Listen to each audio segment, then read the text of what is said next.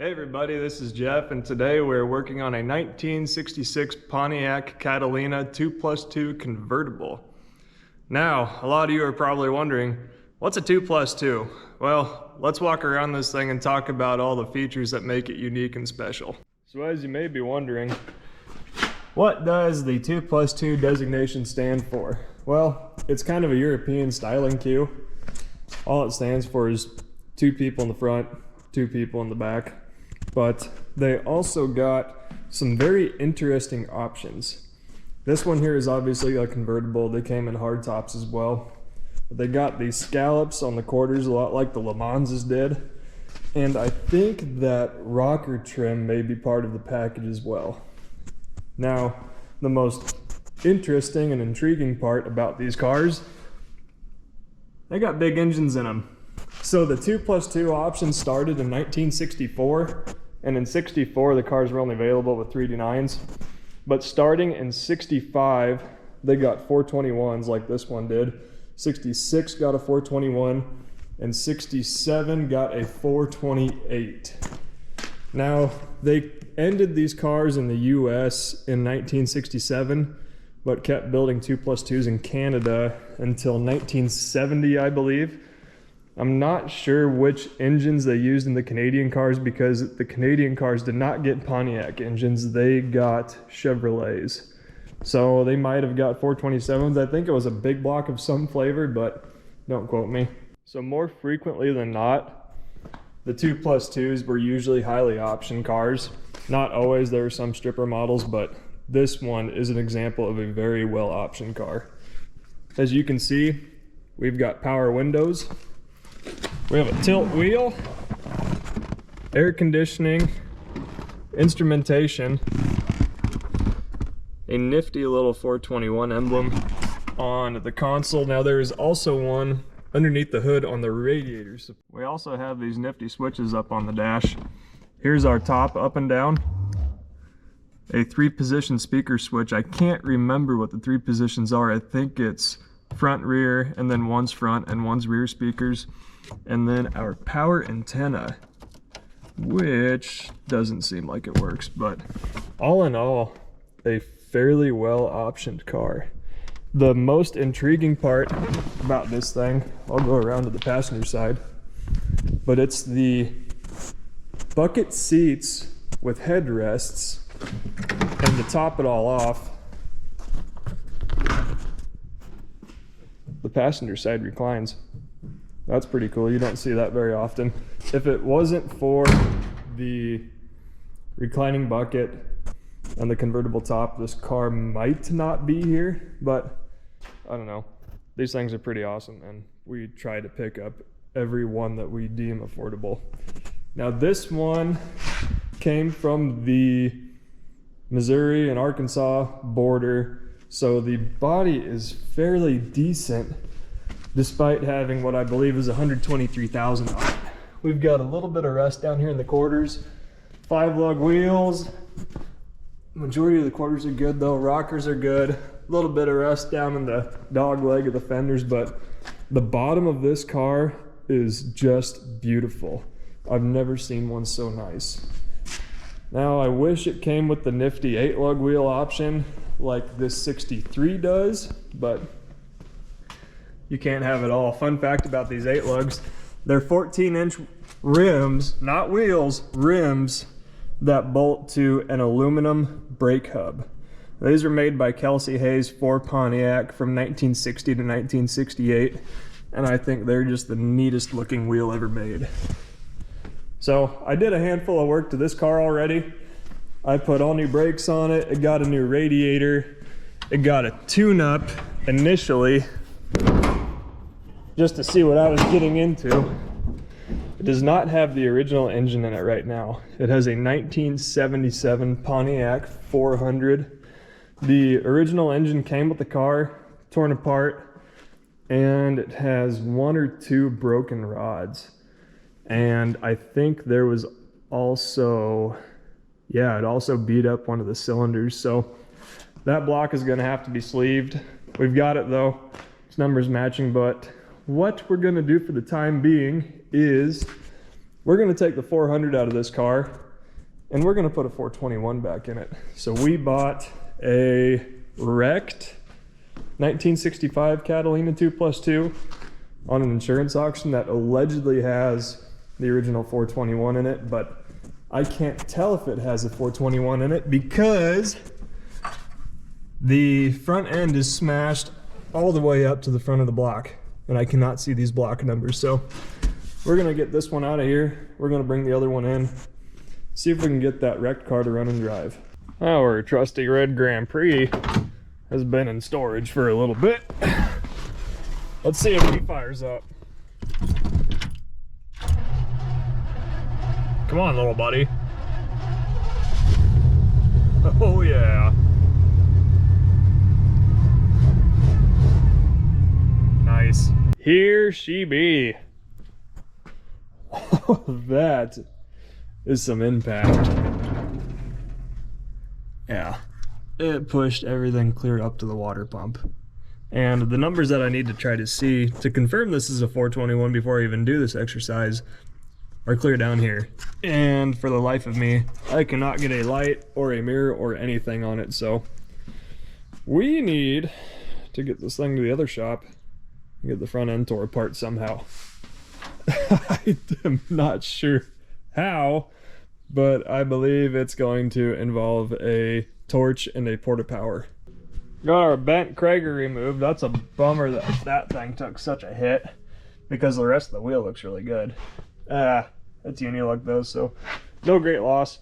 We've got our just beautiful black steel wheel that I found in the trunk of a car installed with a very tired BF Goodrich Silvertown bias ply on it. I'm sure there is some bro out there that is willing to give me way too much money for that thing, but I need it. Let's see how it looks down on the ground. Not too bad. It looks level. That one's turned left. How about that one? Also turn left. So this thing might drive straight-ish, but I mean, that gap is tight. That's as far as I can open the door.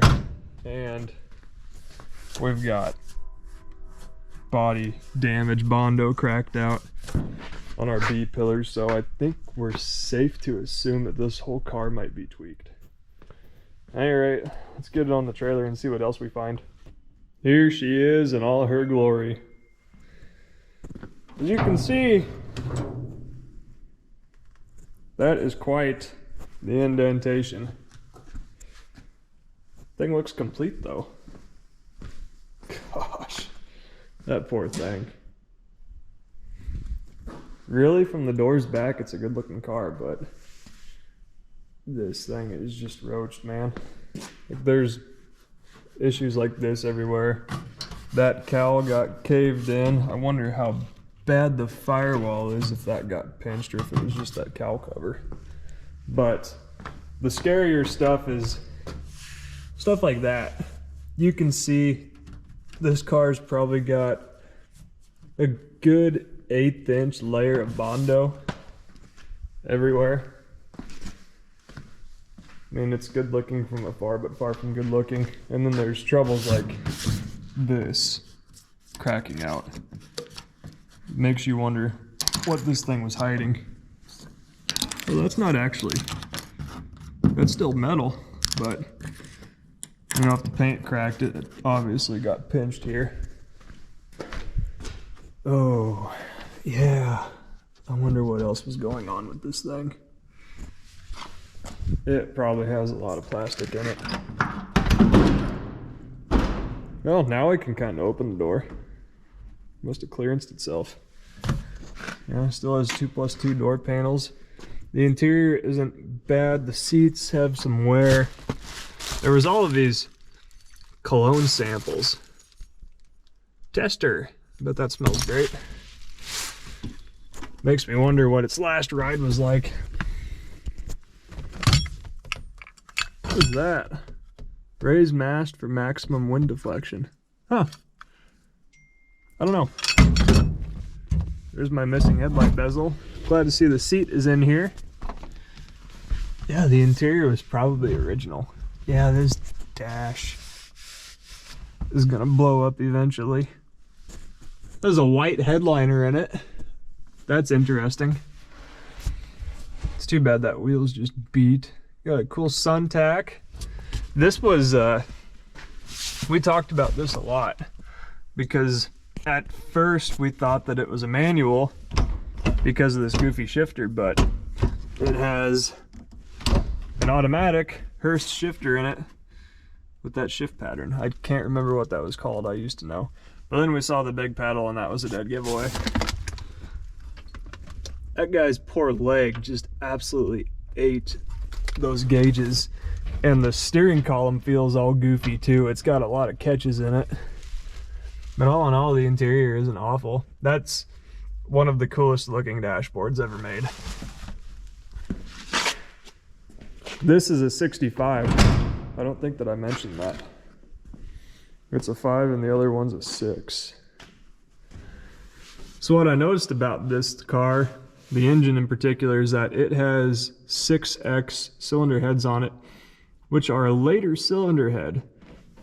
But that 2+2 over there, bink, it has 6X heads on it as well, which lowered the compression ratio because I'm sure that the stock ratio was somewhere around 10.5 or 11 to 1 on these things. So it made it a little more street friendly. We have a Holley vacuum secondary carburetor. I don't know what size that is. I thought it was a double pumper at first, but no, it's just a vacuum secondary, which is fine. We've got a Performer RPM intake. That's pretty cool. Let's see if we can get this valve cover off. We'll see what kind of goodies lay under there, if anything. This was definitely a welcome sight.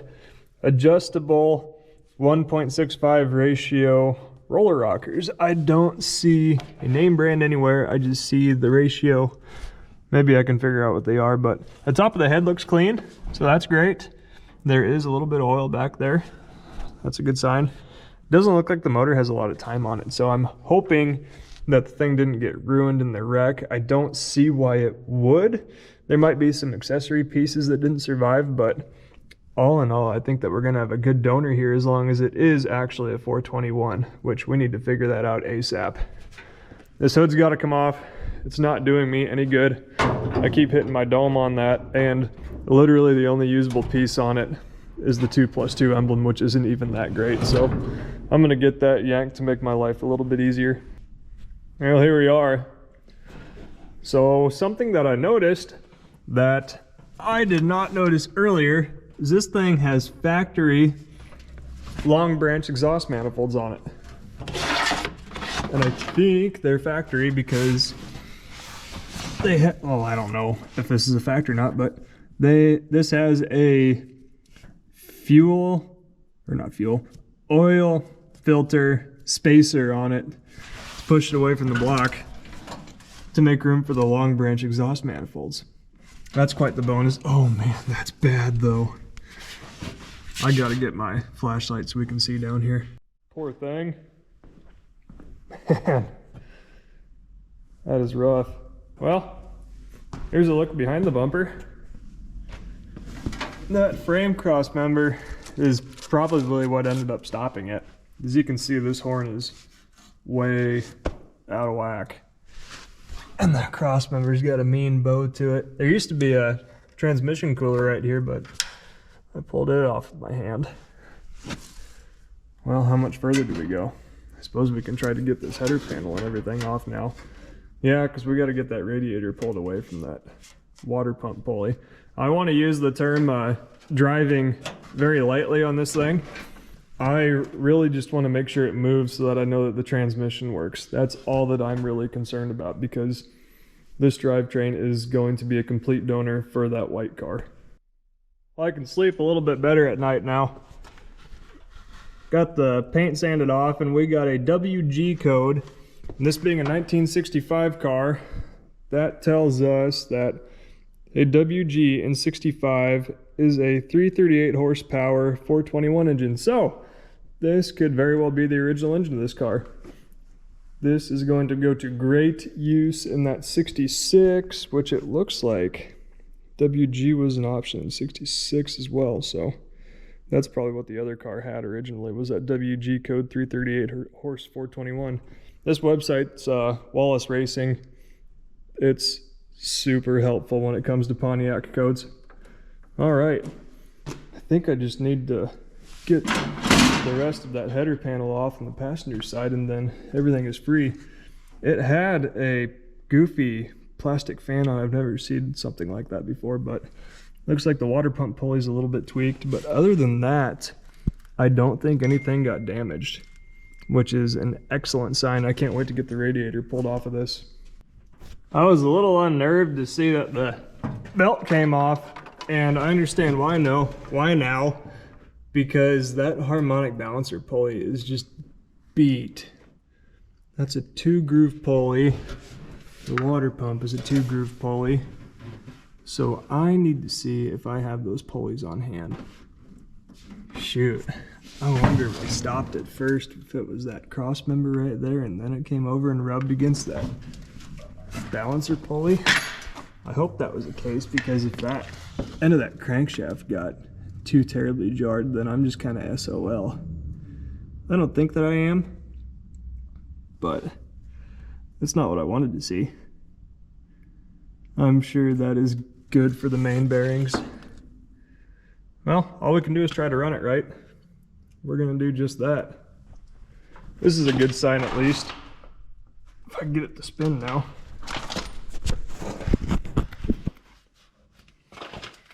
I'm not in a good spot. The motor turns. I can hear compression.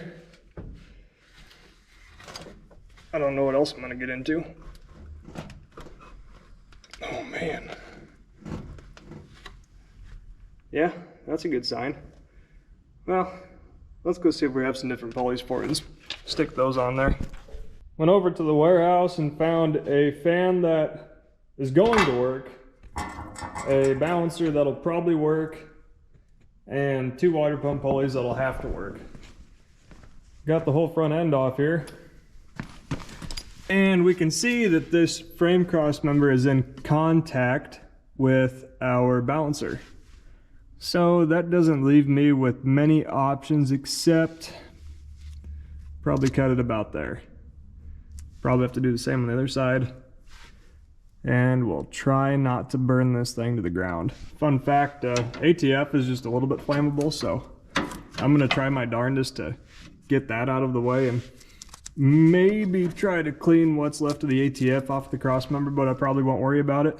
Yeah, this thing is just beat. Like, this is all buckled in here where this frame cross member is. There's likely no saving this frame. I mean, you can make the argument that anything could be saved, but sometimes it's just not worth it, especially when I have another one of these frames laying around. So I think we'll get to cutting. Well, with the combined effort of the torch and the reciprocating saw, we got that piece of frame rail out of there. There was some tension behind him. It was kind of sprung after being tweaked like that. But our harmonic balancer is clear of obstruction now, so I think that we should just do the wrong thing, put a hot battery in it and see what it does with the key. And we'll try not to burn it to the ground. Oh man, what is that? Oh, that's okay, that's just the starter. That's a starter cable. I was worried. I thought that had like an amplifier in here or something. Okay, yeah, let's give it a whirl. Changed my mind, we are gonna do it the right way. I found a radiator, so we're just gonna cut our transmission cooler lines and loop them. Probably top off the transmission because I doubt there's anything. Oh, we do have fuel. We do have fluid. Maybe we'll put a quart in there. We very likely lost some in the accident. We need to add some oil, we know that. I mean, I've got both the pulleys. We still have a belt here. And chances are our totally unknown radiator that I found will work. So, yeah, hell with it. Let's make this puppy run the right way. This was a slight concern. That's a little tight.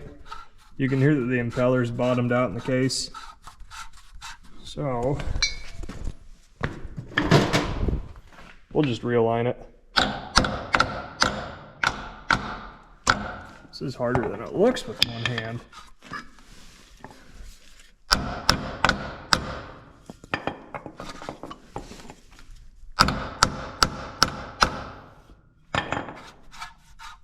Getting better.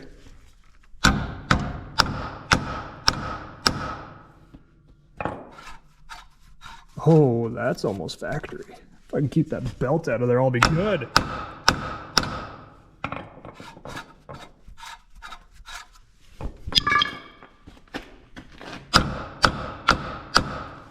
This is good for the casting. We're almost there. We're almost there. No promise that this is actually going to spin in a circle. It is working. All right, I'm going to get a pry bar out and finish it off. Check that out. A little bit of a skip. But it spins. It's probably going to leak like a sieve once it gets coolant behind it, but that's okay. We just need something there for right now.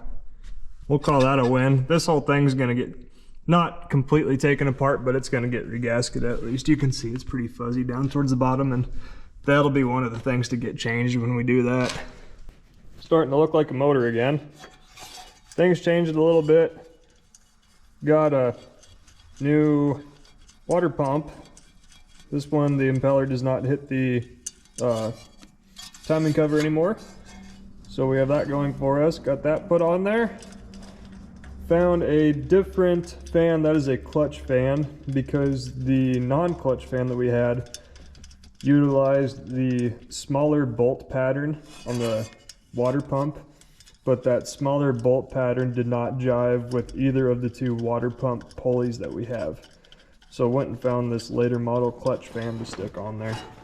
So hopefully we do not end up feeding our perfectly good radiator a fan, or vice versa, I should say. Hopefully don't end up feeding this fan a radiator, because that would be a bummer to screw up that brand new unknown fitment radiator. I think it's for like a 73 to 87 Chevy pickup, but I'm not sure.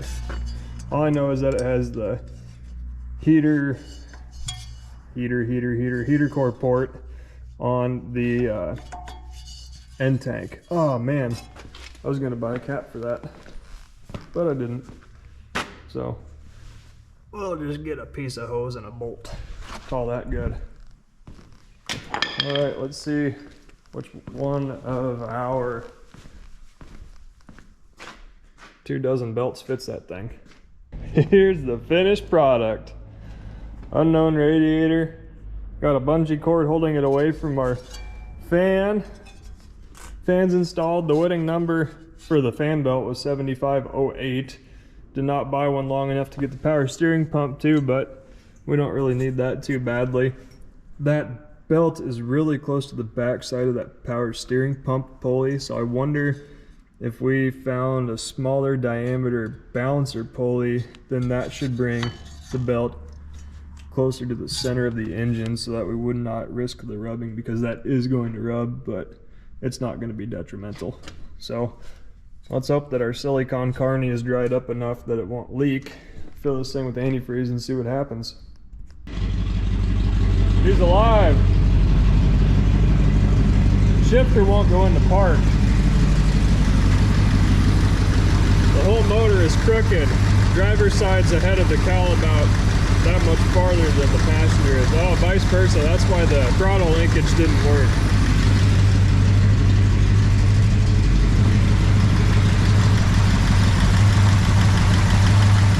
Crankshaft is running true.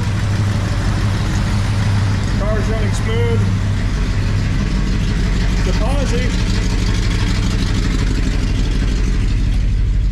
still feels like it has a miss a little bit. Look at that, clock works. Charging, we have plenty of fuel. We're at just under 200. 30 psi, so we're all the way warmed up. There we are. Boy, this poor knee took a beating. What do you think that smoke is, huh? That's interesting. I wonder what's on fire.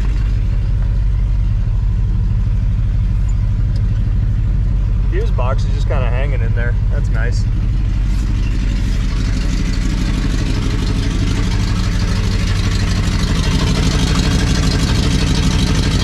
Drive shaft has a good wobble to it. But both wheels are spinning forward. The front float was kind of stuck. I really had to beat on it with a hammer. It's not flooding anymore though. That choke should probably be open a little bit farther.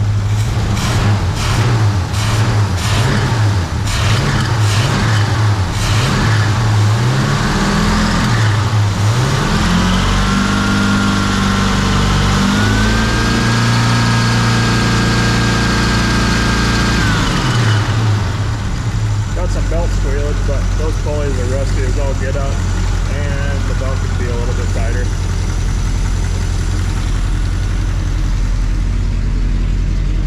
Looks like it's loading up.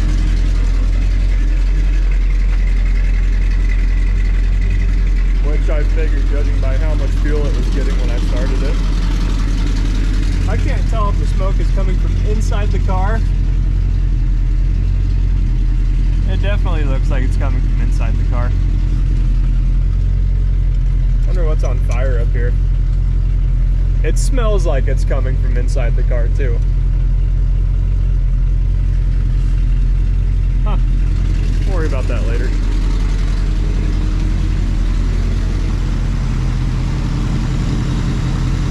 Pretty good.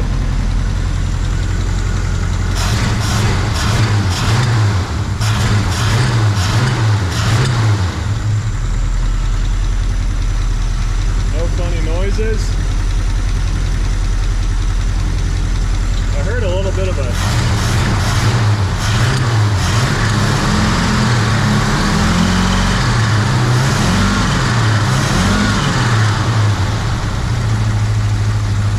chirpy, but that could just be front accessories. It also could be that belt hitting the power steering pulley.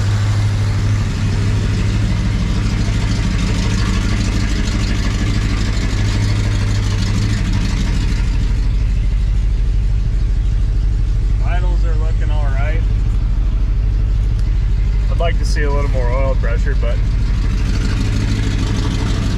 it's allowable.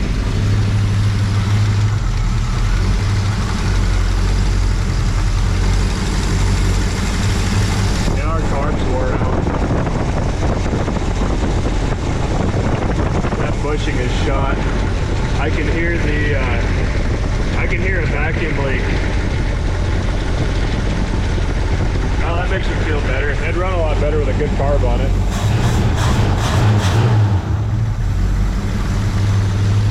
We're gonna call that a win for now.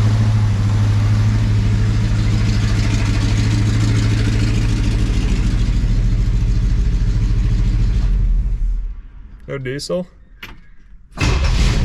Oh yeah, it's happy. Well, it's been a while, but we got the old deuce back in the shop. Have the 421 taken out of the 65. Got the turbo 400 pulled off the back of it. And I think I'm just going to use the turbo 400 that was on it. It's probably in good condition. This one, I must have had troubles with it in the past. I don't remember, but there's a filter on the back seat for a reason. I'm sure that I was gonna do a pan gasket and preliminary filter, but at any rate, this thing sat for a long time, and I would feel a lot better about putting a rebuilt looking 400 in it than using the original. So we need to tear into this thing. At least it's really hot and muggy out now, so I picked a great time of year to do this. But I need to get all of my projects tidied up before I put my 2-post lift in over there. So I've got to get this one done. I've got to get that red 66 Catalina convertible finished. So, first things first, let's pop the hood on him, see what awaits us. Don't remember if I mentioned in the last video, I rebuilt the brakes. I couldn't get a new master for it. The brakes feel terrible, so I could get a new master. Sorry, I meant booster. I could not get a new booster. So I took the booster off the parts car, took it down to Lincoln Clutch and Brake, rebuilt it for us. So once we get the motor out, we'll rip the master off, stick a booster on it.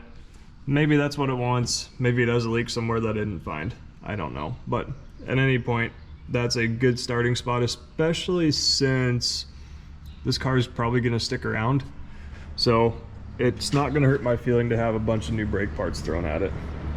Man, we did a lot to this thing already. We got a radiator, hoses, ugly plug wires. I don't remember what else. Tune up. I don't know if I did anything to the brakes initially. No, I don't think I did until I did the rebuild. We're gonna get this hood off of here.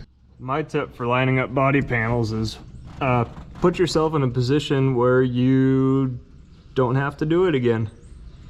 So we're gonna mark where the hinges meet the hood three-dimensionally or two-dimensionally, so that this thing shuts nice again. Just for laughs. We'll do an outline on the nuts too. This is a big time saver, let me tell you what for. What are the odds of me getting them washers back in the original position? Probably very slim, since that washer is too big for that stud, but hey, at least we have these marks here to go off of.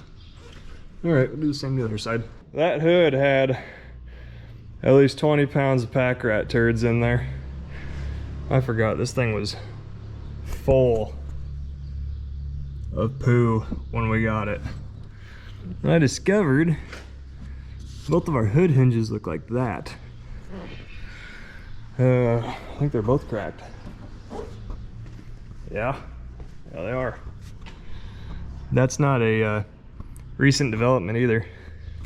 That's an old injury. Huh, great. We'll have to go out to the boneyard and see if we can pick some of these up. I think we've got a 66. Yeah, we've got a 66 that we can peel parts off of.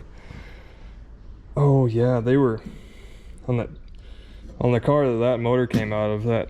Those hood hinges were done for, I'm pretty sure. I'll have to go look, I don't remember. But it's off. It sounded like a maraca when I was flipping it over to put on its side. I don't understand why so many people, when they take hoods off, think it's a good idea to put it on the pointy edges down. Like, we've got 4 feet of flat real estate here. Why don't you just put it on the side? You don't have to put it on the points. Use your brain, people. Okay, everything else from here on out is really difficult. Okay, now it's all really difficult. Sweet. All right, let's dive into this sucker. Like I said, this is a late 70s Pontiac of unknown origin. Maybe I used to know, I don't know. We're unfortunately just gonna be undoing a lot of the work that we already went through to get this thing running. And I don't know how I feel about it. I feel like I'm not mad that I did it, because cars that don't run are generally not very easy to store. And even though it didn't run extremely well, or really do anything that well for that matter, it was at least easy to move around for the time.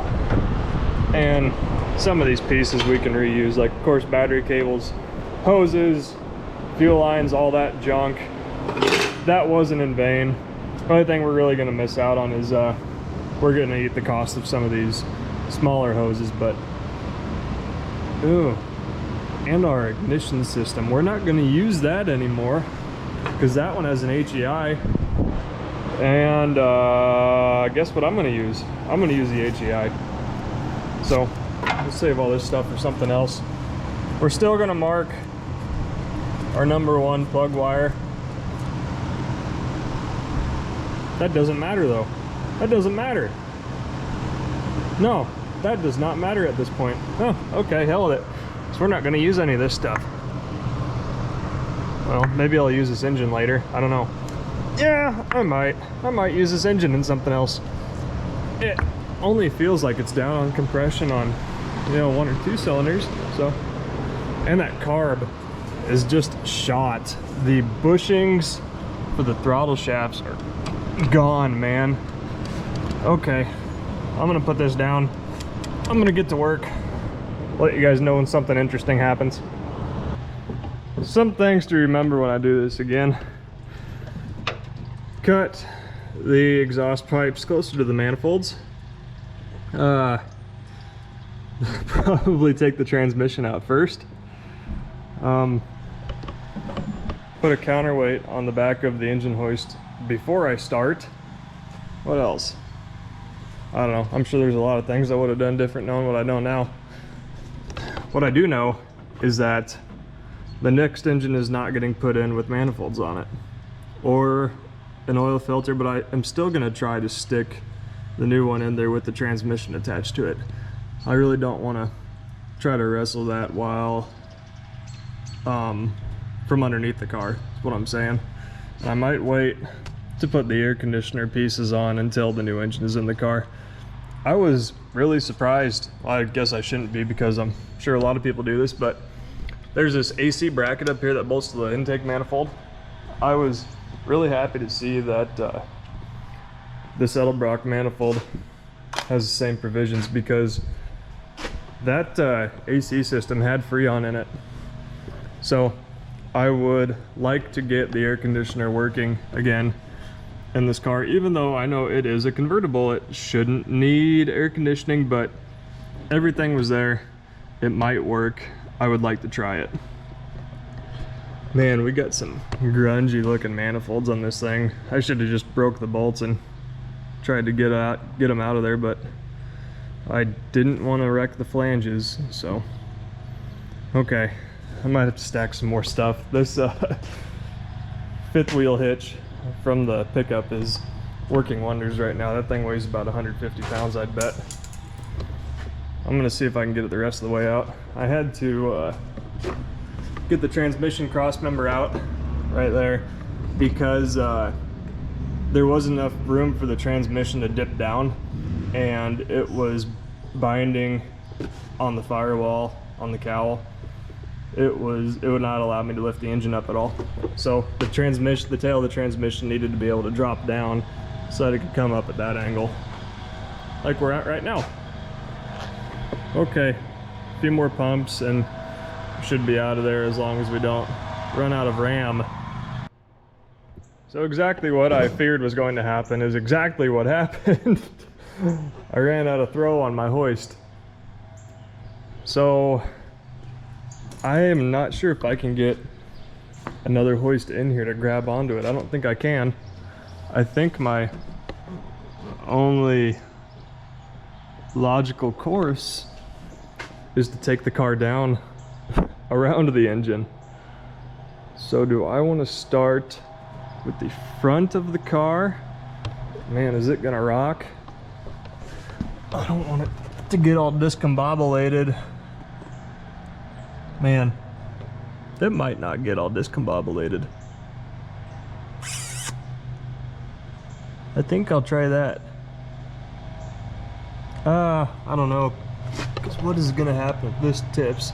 This is gonna tip down, that's gonna tip up, and it could potentially slide off the jacks. We don't want that. Okay, we'll let the back down first, then we'll come up to the front. Okay, so next time when I do this, put the engine leveler on it, choke up that really tight. Don't put the car so far up either, even though that's gonna suck. I just don't have enough lift for it. Okay, I'm gonna work on that. I think it's gonna work. Against my better judgment, I'm gonna let the jack down from the backside and at an angle. So at least you guys get to see my death.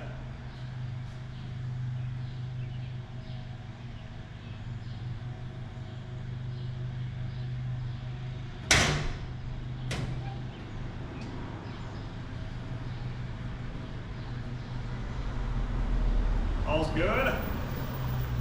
All good? Oh boy.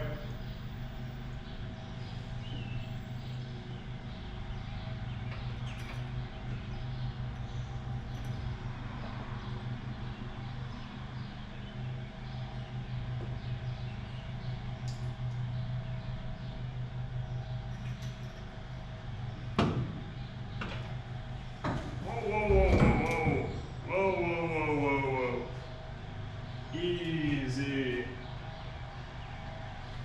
Well, we're this far.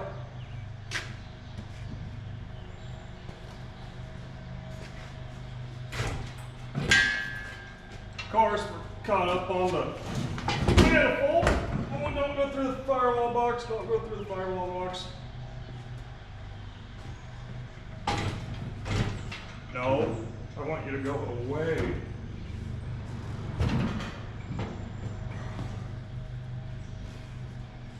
I really don't want to get under this thing.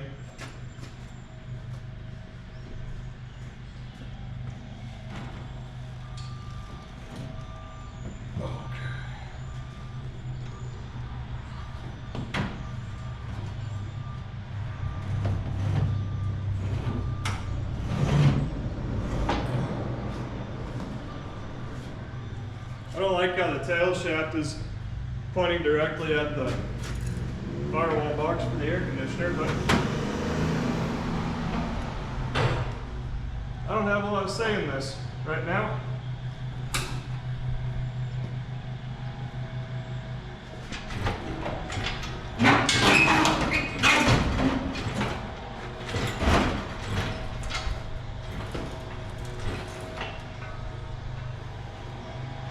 All right, a little bit further. Don't break out the grill. Don't flip this son of a gun over either.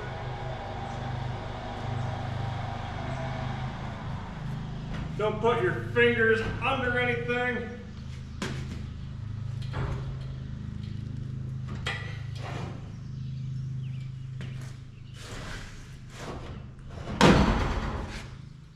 Okay. One more ledge. Oh, there we are. Get the car out of here. Oh, the jack's under it. Don't break anything.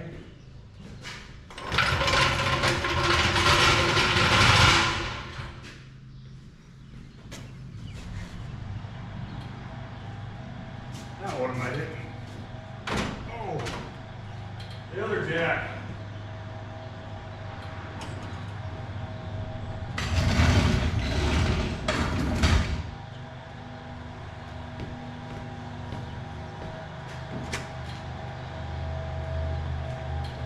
Takes two jacks to get these things high up in the air.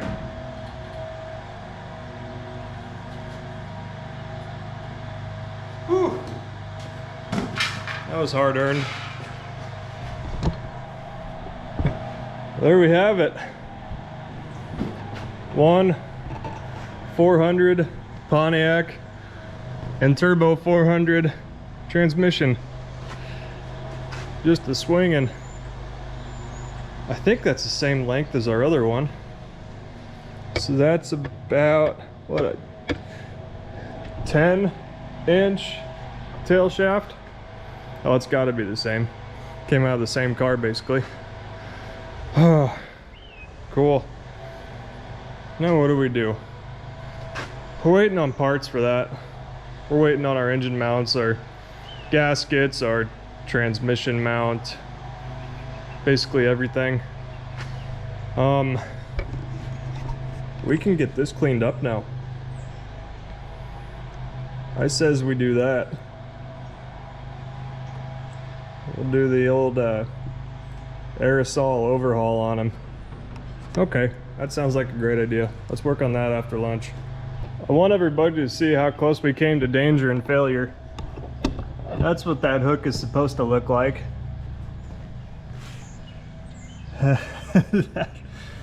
That one was hanging on by a thread. Oh my gosh. If that would have bent another 10 degrees, this thing would have been on the ground. As you can see, that's what happened to the last one. Okay, I think I'm done using those hooks for these engines. Either that or I used it inappropriately somehow. Either way, it's out, and that chain is now retired. Okay, so the motor mounts are completely different. Notice this one is almost in line with the center exhaust ports on the heads. This one is way forward, and the 421 block does not have bolt provisions like this later block does. I think this is a 557 block. I could be wrong. It's a 1977 at any rate. And I don't want to drill into that 421 block too badly in order to accommodate the wrong motor mounts. So that's what we got shaking here. We need to go look at that 65 that this came out of and see what the motor mounts look like. Here is what's in it right now. Looks like they've been put in there with an arc welder. They didn't even knock the slag off. There's a slag. Great. So that's custom. Yeah. Probably gonna have to cut those off and then go out. Yeah, we'll go out and look at the parts car and see what that has shaken, see what the other side of the motor mounts look like on that. I really don't remember. We need to get some hood hinges scared up anyhow. So let's go on a field trip. So this isn't really what I wanted to see. I really didn't want to see that I'm missing brackets that are welded in. Oh, you know what? Could I get so lucky that these are underneath of the ones that were welded in? I might. Son of a gun. Okay. Well, that might not be too alarming, but I guess if I need to, I can cut them off of here. I don't want to very badly. I don't want to do any structural welding. Are you kidding me? I don't want that engine riding on my handiwork. Ooh, this thing does have hinges on it still. God, this thing was wrecked hard too. I can't believe the hinges are still good. Yeah, that sucker got messed up. You can see the frame is bowed in. There's a huge buckle on the frame down on that body mount. And then there's just weird injuries all over it. Like the door alignment's way off.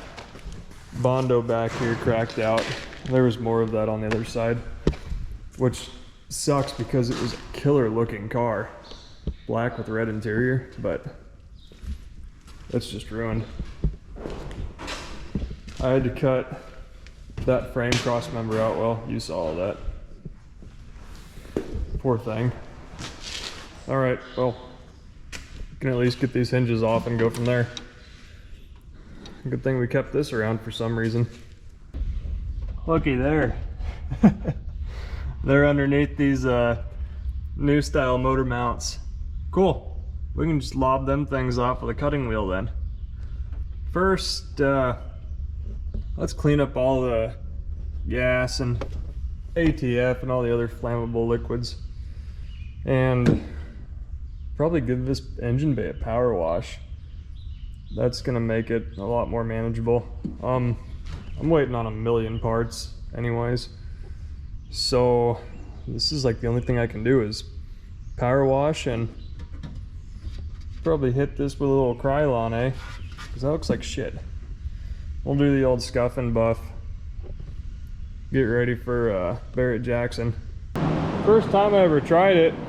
This Zep degreaser works a-okay, it seems. I gotta hit the cross member again. It was pretty fuzzy, but the engine bay turned out quite well. I sprayed the whole thing pretty liberally, then hit it with my little Harbor Freight power washer, and I gotta say, it really did get the bulk, if not all of the grease that I hit.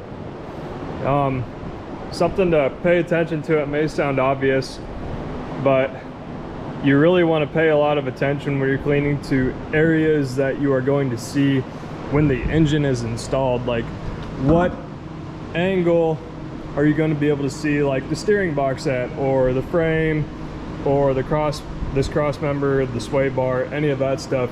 You really want to pay extra special attention to areas like this and that, because this is the first thing that you're going to see. So don't overlook it, make it look pretty.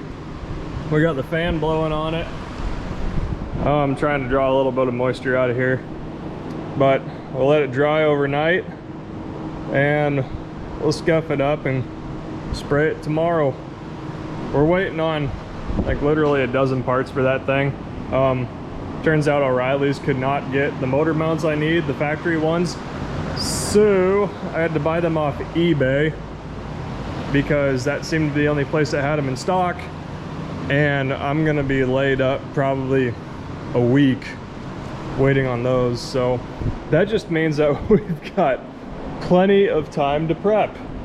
Won't that be nice? So if this thing turns out looking like shit, it's nobody's fault but my own.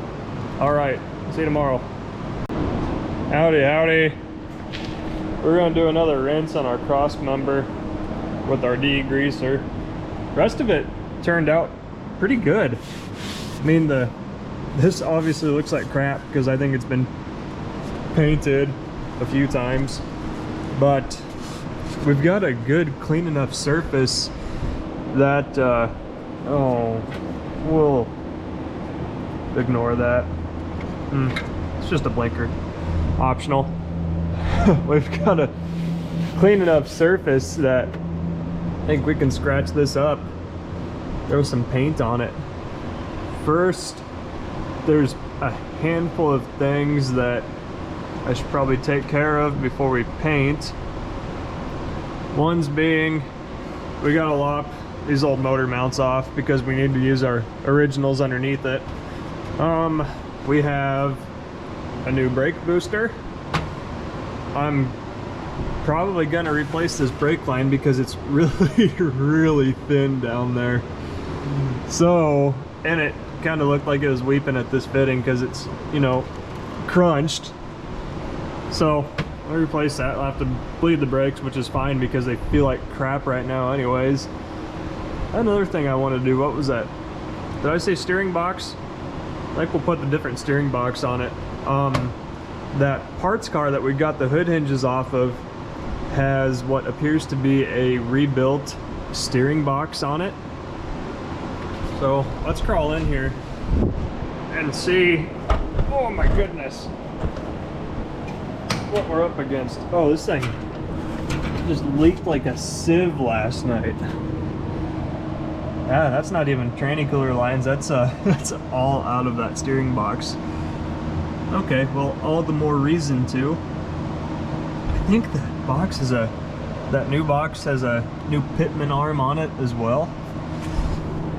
So it's probably arguably easier to replace that, take it off at the pitman arm than it is the big nut. Arguably, we'll find out. I kind of missed a spot down here. We'll get that on the, we'll hit all this again after we get these mounts off, but let's do that. Let's start with the most uncomfortable thing. Let's lop these guys off. Of course I wore shorts today because it's gonna be hotter than blazes out. It's nice right now. It's like, I don't know, 72. I got doors open on both ends, trying to get some cold air in here, draw out all the humidity from yesterday's extravaganza. But looks like everything's dry. We had the fan running on it all night. trying to get all of the water evaporated, and I think that we accomplished it. Alright, we'll break out the grinder and the safety squints. Try not to chop off this crazy loose brake line.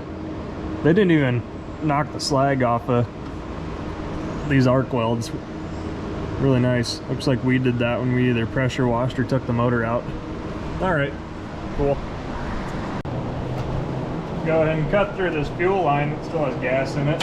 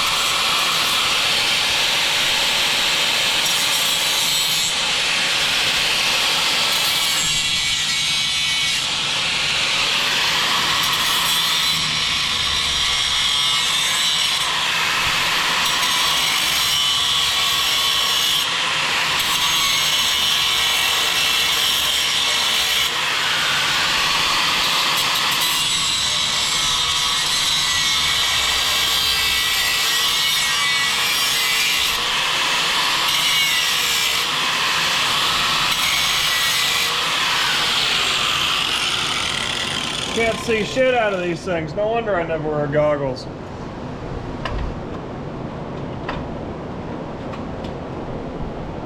Yeah, I got a long ways to go. Cool. Oh, there we go. Check that out. Look at that big old nut they welded on there to space it up. Isn't that nice? I think we got to get rid of that in order for our motor mount to work, unfortunately. Ooh, okay. At least there wasn't much for penetration anywhere, so that's nice. And we don't have a giant nut booger welded onto that side, I think. So we'll make pretty quick work of this. That's a square nut even. That's an old sucker. That's an antique. Looky there, 2 down. Not much holding that one on. There, and barely right there. So we'll hit it with the old grinding wheel, clean it up nice, and we're gonna be about ready for paint as far as I'm concerned.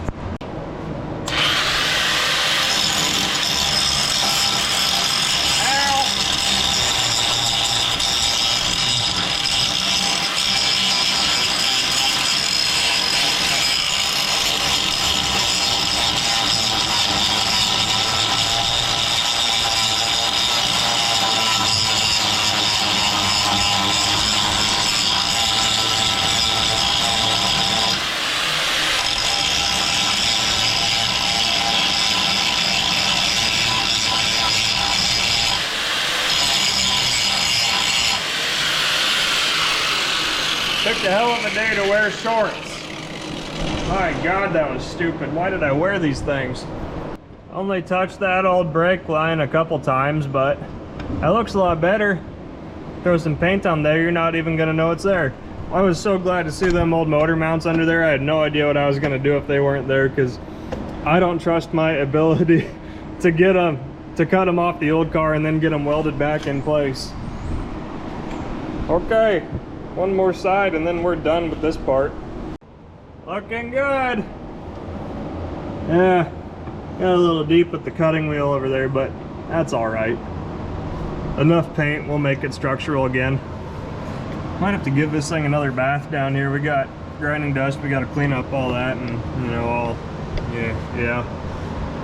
yeah, we'll just hit it again. Try to get all that crap out. Hey, it's clean now, we can see what we missed. Okay, how about a brake line? What is that? 1/4 inch? Looks like 1/4 inch. It's bigger than the lines coming off of that T, so yeah, deductive reasoning tells me that's 1/4 inch. All right, we need to take our 2 bolts off our master there, and then I think we get the booster off inside. Yeah. because it just bolts. That thing is straight to the firewall. Okay, let's make a new line.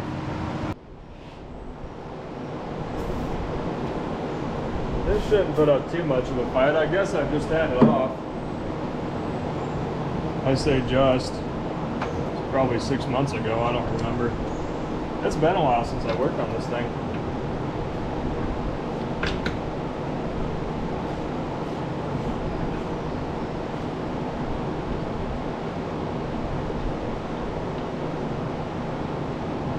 It's great that you can get new master cylinders still, but I just don't get why nobody wants to sell a rebuilt brake booster. I don't know if they were that vehicle specific, if there's not enough demand, or what the hell. All right. Not leaking yet. That's great. All right. Suppose we'll get inside, see what we can see under the dash. Well, this is pretty easy all in all. Ooh, that's ugly. What are we doing here? We don't need that. We got a pin up here, goes to the back side, and then just our 1, 2, 3, 4 nuts. Heck yeah. They did something easy enough. Gonna come easy. Oh yeah. Cool. I hope that we don't need that little bracket on our new one. I don't know if our new one has it. It should. I wouldn't have taken it off. Yep, here we are. Looky there. Once again, big thank you to Lincoln Clutch and Brake for this rebuild. All right, we'll get him slammed back in. There's these stiffeners between the cowl and the brake pedal assembly. They kind of got out of whack when I pulled the old booster out, so we're just gonna line them back up with a punch. There's our problemo. I can't get my, oh, let go. My bracketry on the back side became misaligned.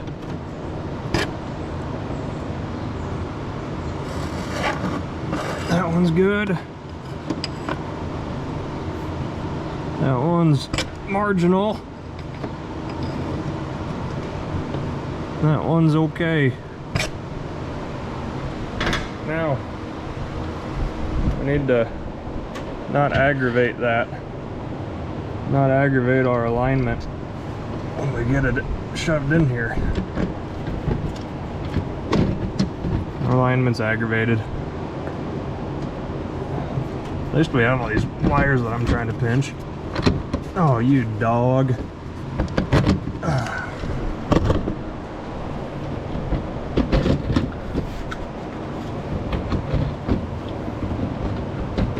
Quick, somebody go inside and jiggle that bracket. Okay, I'm gonna need 2 paws. Be right back. Well, if at first you don't succeed, pound it in with your hand. I think we got it. No, no we don't. We've almost got it. Not quite. I wonder. Oh, I got all my hardware stuck to my magnetic light. Okay, you stay there. Set you up.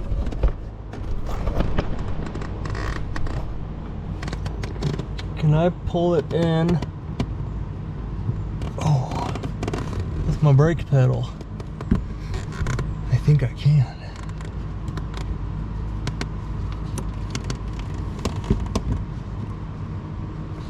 I can see what I'm doing, which I can't.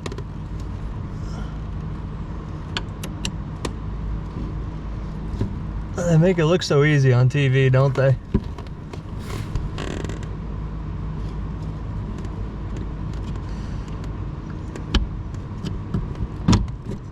There we are.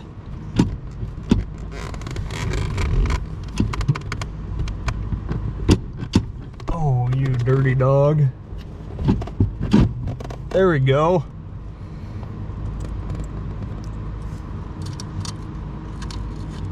Start it. Sweet. We got our studs popping through now. Cool. All right, we'll tighten them. We'll put our pin back in our key back in our pin. We're gonna be good. I don't need to tell you that this is a great time to look at your wiring, but it's a great time to look at your wiring. Here's our 2 starter leads. This one here is, I believe, power to everything in the cab. The battery cable goes right next to it, so it gets full battery power. And then this one is our starter trigger, and we don't see any frayed wires, but our insulation is gone off of our connectors, so I'm going to see if I have any heat shrink that I can throw over that. And this is our transmission kickdown. It's a turbo 400, so it's got electronic kickdown.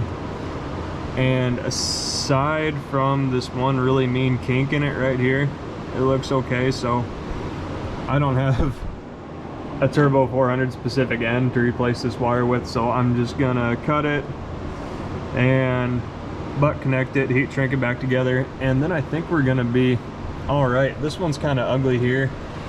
This is our, I gotta figure out if this is a resistor wire. This was going to the positive side of our coil, so that might just be 9 volts. So I might have to find a different source to get our 12 volts for our new HEI distributor. But aside from that, everything looks okay. So I'm gonna butt connector and try to dig for some heat shrink. This wire's just plumb broken. I don't know what that was for, so it must not be that important.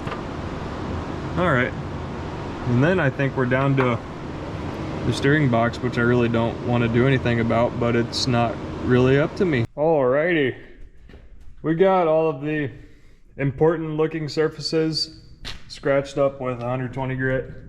It's not perfect, but it should be okay. We're a little more diligent with the fan shroud, since that's going to be the first thing that you look at.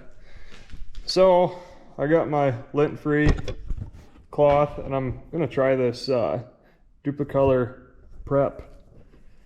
See how this treats us. Whoa, I wasn't expecting it to look like well, glass cleaner.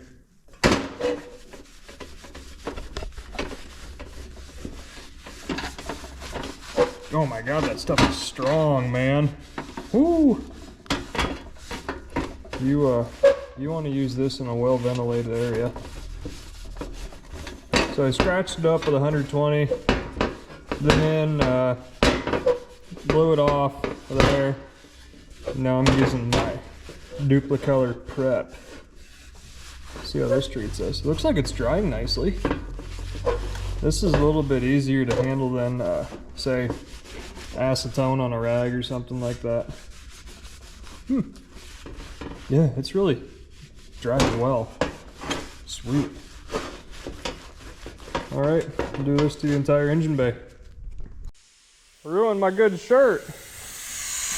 My paint can ate shit. Took the cap off and the nozzle immediately left. Man, I'm gonna be smelling colors by the time that runs out. Do I got any more laying around in here? What is this? Enamel. I need primer. Oh, bummer. I don't want to go to town. Well, okay. I'm going to go over to the other building. Man, I liked this shirt too. Son of a gun anyhow. Do you think that the term used in well-ventilated area is a rule or a suggestion? I don't know. I don't really care. Could be wrong, but I don't think that's draining. Oops. Well, got the bay painted. Looks like shit, but better than it was.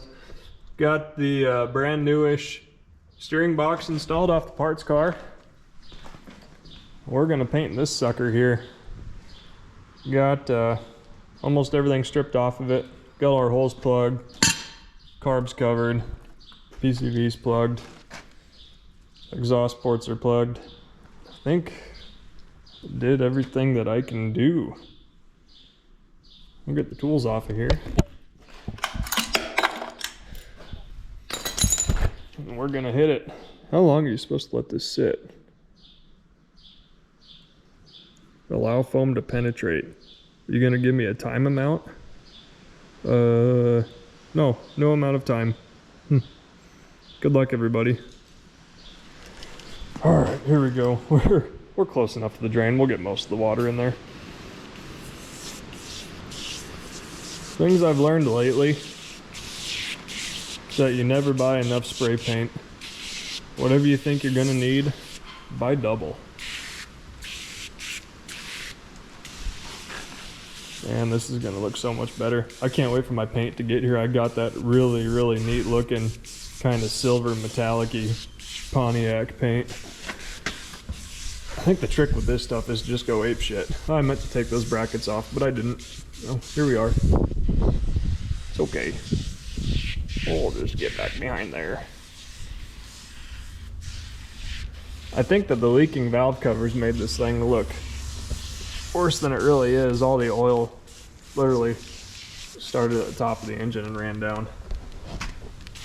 I think that I just need to replace my valve cover gaskets and my front main seal, because it's pretty wet looking up front, pretty oily, and it looks like it stems from around the crank. We'll just replace those two and we'll see where that leads us. I'm not gonna run the chrome valve covers. I don't like these things. So I'm gonna take the stock valve covers off of that thing, put them on here. I think that's gonna look a lot better. All right, report back soon. Well, I'm dirtier, but the engine's a lot cleaner. I got some spots to touch up, but we're just gonna have to get there in there with probably brake clean and a brush. But knocked a lot of the big stuff off. We got some really stuck on stuff on the back. That's okay, we'll get it.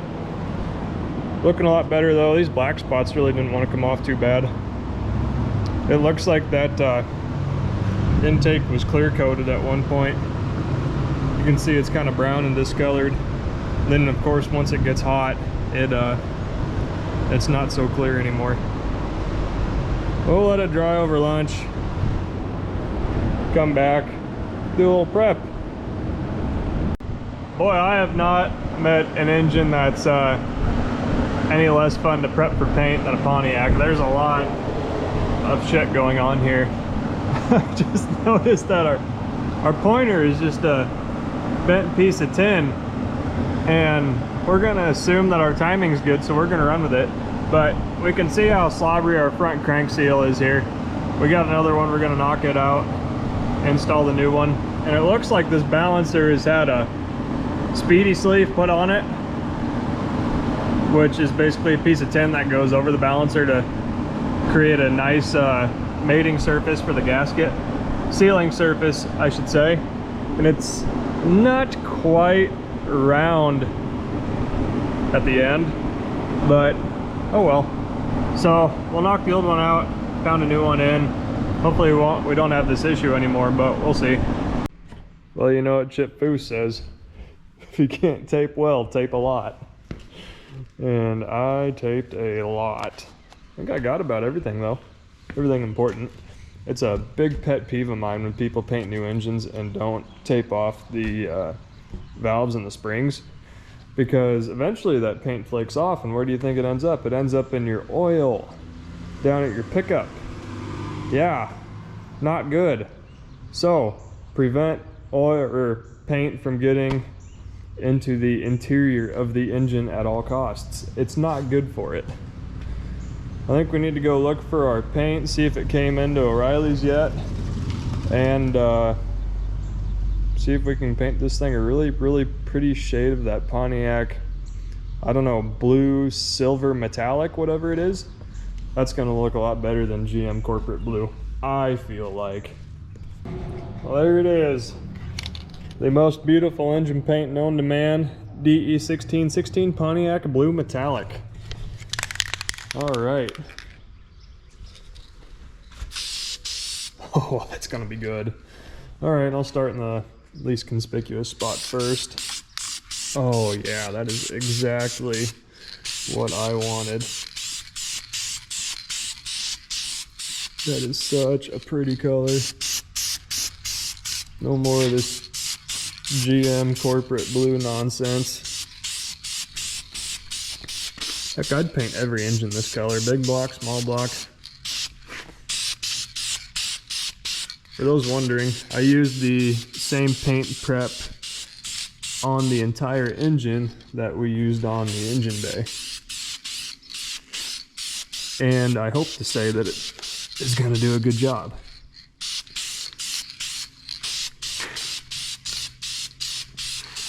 Sure, I could have gone and chipped all the old paint off this thing, but I didn't really want to. Oh, that's gotta be cool. That's gotta be really cool. Tell you what, these things are a bear cat to prep. There's so many little grooves and everything in these engines, it's just a pain. I think I've probably got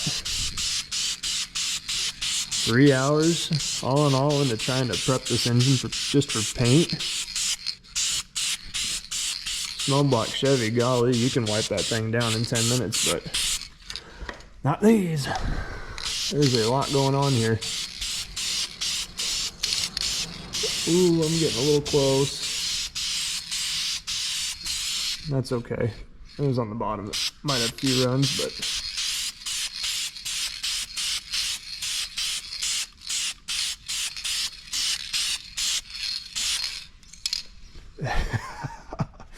oh, I love it.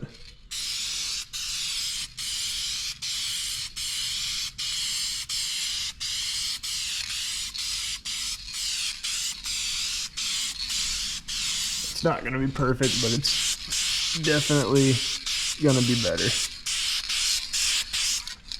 And remember, we're just trying to paint an old motor. We're not trying to make a Rembrandt. All right, check back in a few. Look at this pretty gal. That didn't turn out too bad. That paint covers really, really well. Lays down well too. I was really happy with it. It gets into these pores nicely. It's tacking up quite well. Yeah. It's not wet anymore. All right, now for the fun part.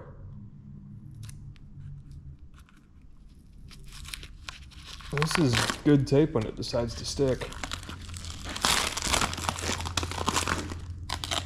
Gosh, this is so much fun.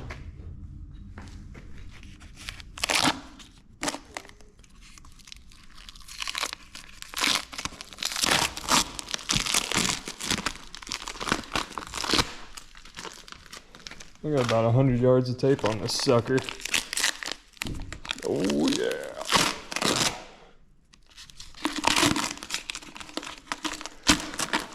Doesn't look like I got anything where I didn't want it.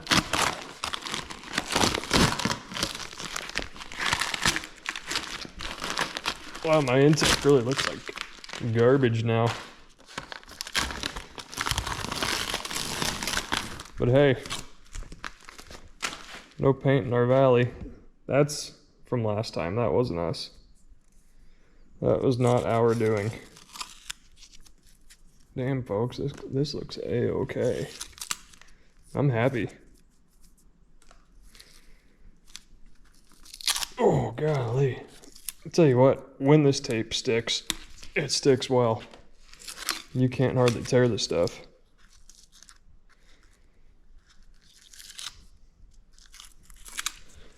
I'm pretty pleased.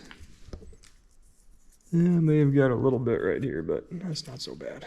That's not so bad. Killer.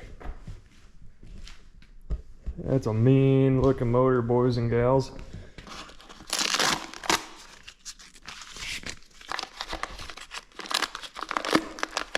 This tape tough enough to about rip that vacuum advance off. Holy cow. I'm getting winded.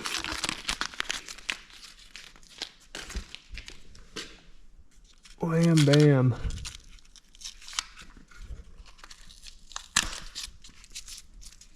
not too bad. Not too bad at all. It's gonna take an act of God to get it off these spark plugs, but it's all right. I'll work on that. Yeah, pretty damn pleased. I love that color. That looks so good. Top it all off, my motor mount just came in the mail. So we're getting really close to dropping it in there.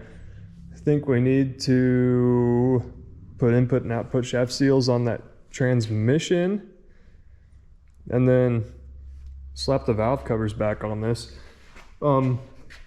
Unfortunately, I'm gonna end up using those chrome valve covers again because we've got pretty tall rocker studs on this thing, and I'm just not convinced that it's gonna clear the factory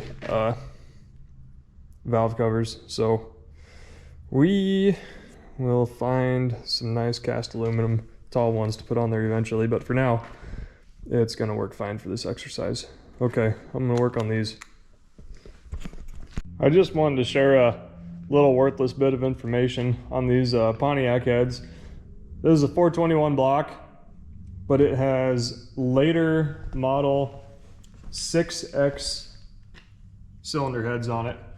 And I've got another one that's the same way. That green 2+2 has a 421 with 6X heads on it too. Probably point being, the compression ratio on these things was really high. So people put these later model cylinder heads on there to lower the compression ratio a little bit, make it pump gas friendly. They're relatively cheap heads, but there's two variations of 6X heads. One of them being the 6X, they're called 6X-4, 6X, obviously the marking here on the exhaust runner. There's a 6X-4 and a 6X-8. And these are -4s, you can tell by that 4 stamped right there. They're identical cylinder heads, but the 6X-4s have smaller combustion chambers, therefore giving the engine a little higher compression ratio as compared to the 6X-8 cylinder heads.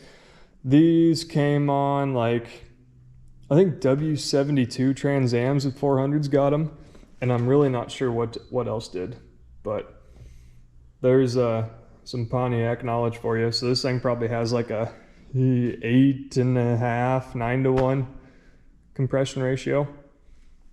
So not nuts by any means. It'll swallow 91 just fine.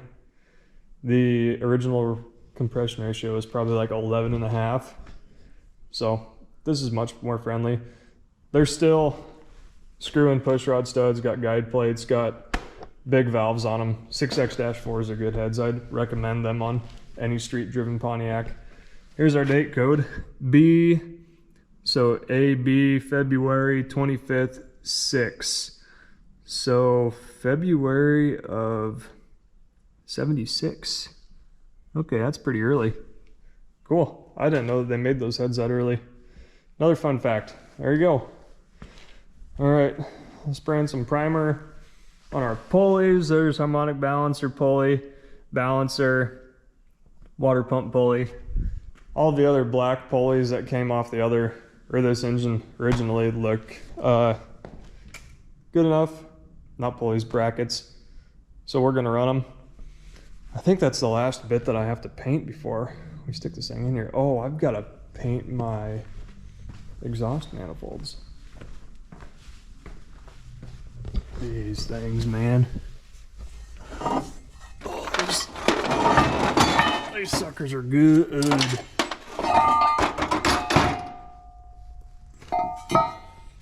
Look at them monsters. Missing a stud. We'll let the exhaust shop worry about those. Those are originals, I think. That's a GM part number. Sweet. Cool. We'll get them cleaned up too. Probably paint them gray. Good enough, right? I forgot about all the crap that we had over here. Sweet. Okay, we're in high cotton. Throw some black paint on here. Call them good. All right, let's get some live action here. No, that's good. That's exactly what I expected. That's gonna be okay.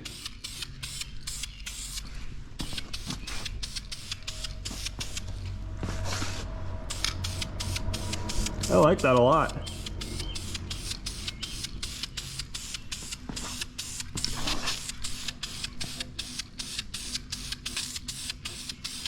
Yeah, that is exactly what I desired here. Sick. That looks pretty damn good. Here's your paint code. VHT header paint. SP998 cast iron. Cool. Throw a couple coats on there. That's gonna look just at home. I can't wait. That's killer.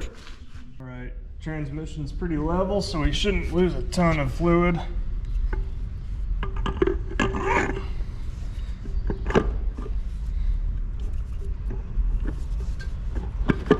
right, there's 1, 2.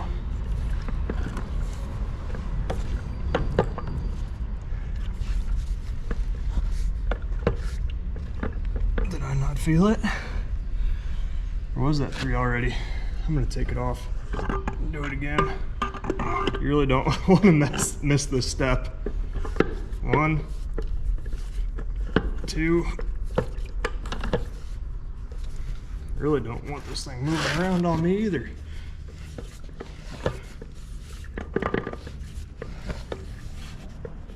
Might be all the way there. Yeah, because it's about up against the case. Cool. We must be engaged. Nice. All right. Definitely felt it 3 times that time. We're about 2 finger widths in. So we are engaged. This is good. All right. Now what? We gotta take that engine off the stand. Put our new Flexplate on the back of it.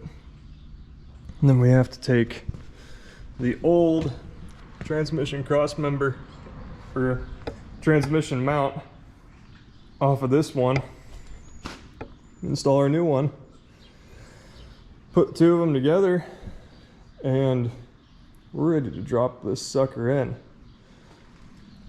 So we have these 2 metal plates on our old motor mount, and I'm not sure what they do, but I took weather stripping glue and glued them onto the rubber on our new mounts.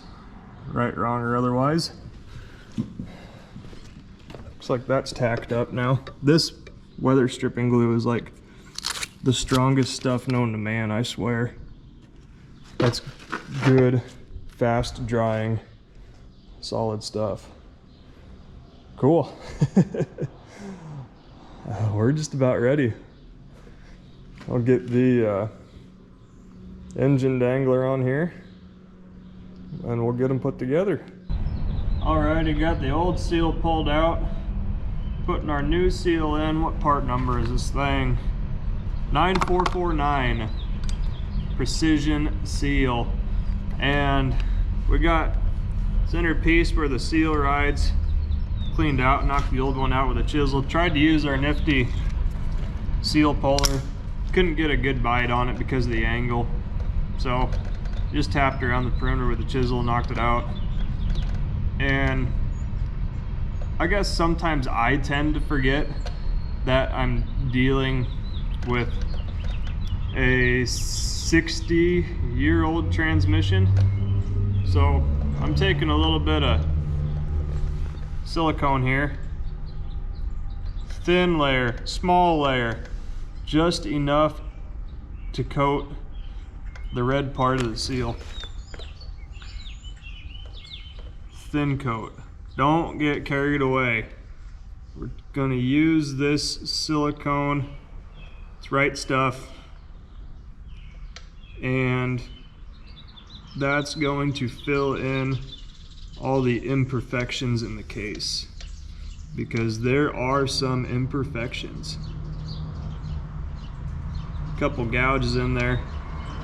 People like me in the past trying to use seal pullers to pull this seal out, so we've got a very light layer.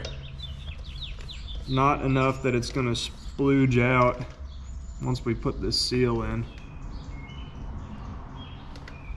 And it's gonna be a tight fit, so I'm just gonna have to walk it around with a hammer and get it started. They make nifty seal installers, but with this input shaft like this, or output I should say, we're not going to be able to use that installer on here. So we'll just have to gently walk it in.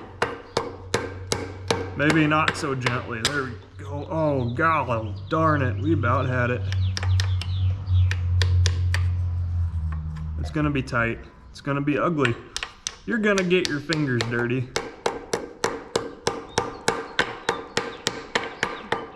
But we should be in good shape once we got it installed. Just go around gently, little bites at a time. You'll get it. We'll try not to beat up our new seal too badly.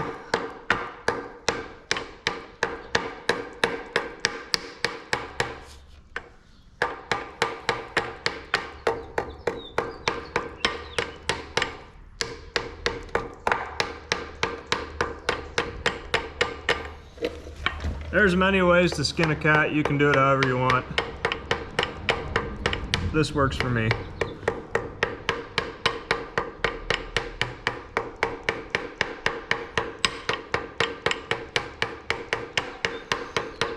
If you want good advice, go to trade school.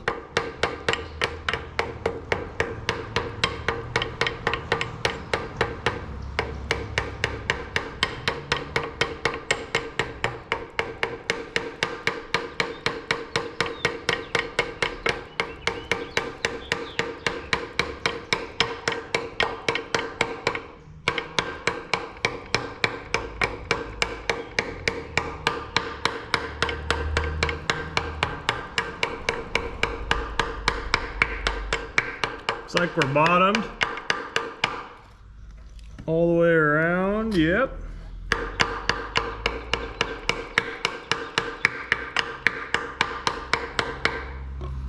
All right, you can see just a little bit of silicone that's smushed out. That's quite the minimal amount. Just wipe it off. Good as newish. Yep. Flush all the way around. We're in good shape. Look at this big, magnificent son of a gun. This hoist is as long as the car itself. So we took our Scotch-Brite wheel on the drill and hit the mating surface of the transmission and the block, because you want that to be clean. You don't want any deviation between your engine and transmission. We also cleaned up the snout of the crankshaft there, and we're gonna put on our new Flexplate. Maybe may have a hard time deciphering which way it goes, but we'll see if you can see here. It's got these teeth that point out. You want those at the back. You can see how the ring gear is offset. You want that ring gear as far forward as possible. Then there's this little, I don't know what you want to call it. I know what you want to call it. It's got one of those. That needs to line up with that hole there, and then all of your other bolt holes will line up. So we're dealing with not factory bolts, we're dealing with ARP bolts. And ARP bolts have their own set of instructions. For these ARP bolts, ARP's instructions say put 242 Loctite on the threads, which is medium strength, blue, and then put ARP lube on the back side of the bolt head here. Well, we don't have ARP lube, we have engine assembly lube. So we're gonna use that and blue Loctite, medium strength, and we're gonna torque these in an alternating fashion to 100 foot-pounds. The factory spec is 90 or 95, but the ARP hardware calls for 100. If you're dealing with ARP hardware, you've got to use their torque specs. You can't use factory specs. So we'll get those things lubed up and shoved in there, and we'll get them torqued down. All right, I've got a pry bar in there to keep my flex plate from turning. I torqued these to 50, 75, and now I'm going to do 100 in an alternating pattern, just like you're doing a wheel. It's hard to do one-handed. 1,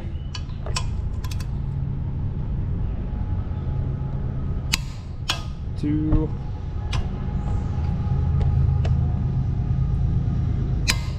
3,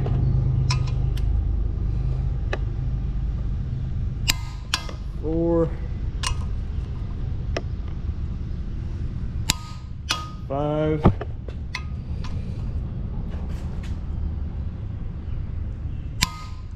and 6. Well, doesn't hurt to go around, check them all again.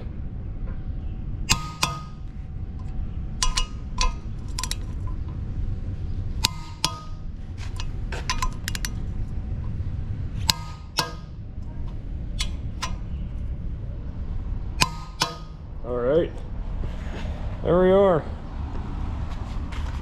Now we've got to mate them to the transmission. Here we go. This hoist is really long, but it doesn't really have childbearing hips, if you know what I mean. So changed a few things from last time. We obviously have a different hoist, and the car is not as high up, and I put the stands on the outside of the frame, so hopefully we've got enough room for our feet here. I think we got this thing high enough up, so let's see if we can manipulate it down into its home. It should be a lot easier without that transmission cross member out, but first thing we're gonna have to do is get it slid in there, get it dropped down, get the motor mounts in roughly the correct position, and then we'll have to immediately wrestle our transmission cross member into place. So once I get everything negotiated on the cross member and get that stuck in, then I'll be able to put the motor mounts in. Because the transmission cross member, there's not a lot of adjustment, really. Well, we got a little bit, not much, but there's a good amount of adjustment in these motor mount holes. So we'll get everything squared away on the transmission cross member first, and then we'll get it aligned on the motor mount holes.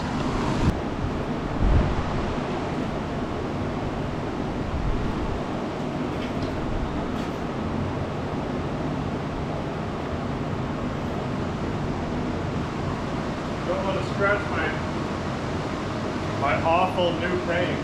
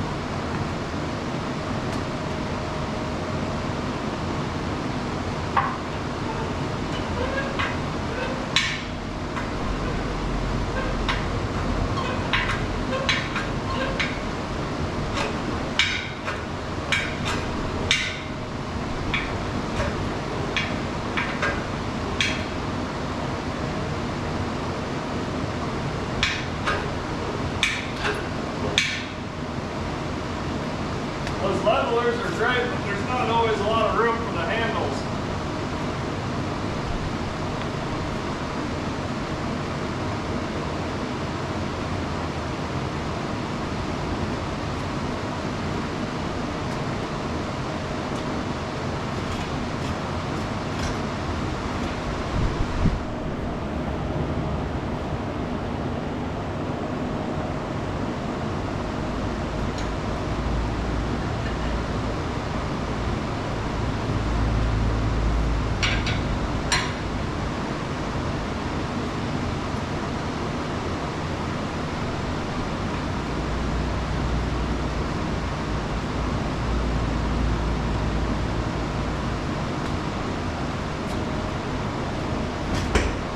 The lower you can keep the engine, the better.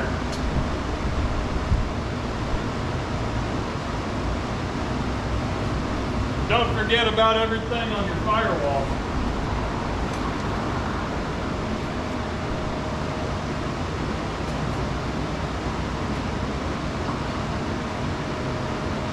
There's two big relays right where the tail shaft wants to be.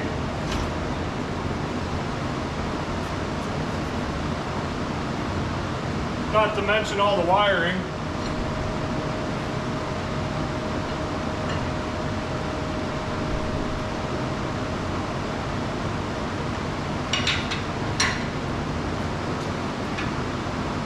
It's just going to be a bit of a dance.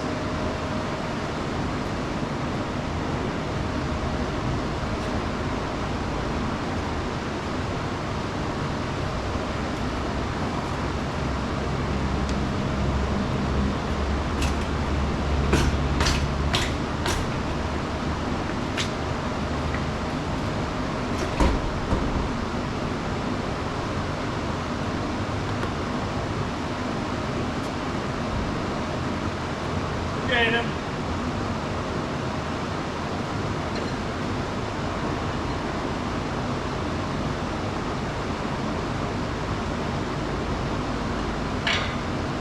It's just about to start sliding down the tunnel.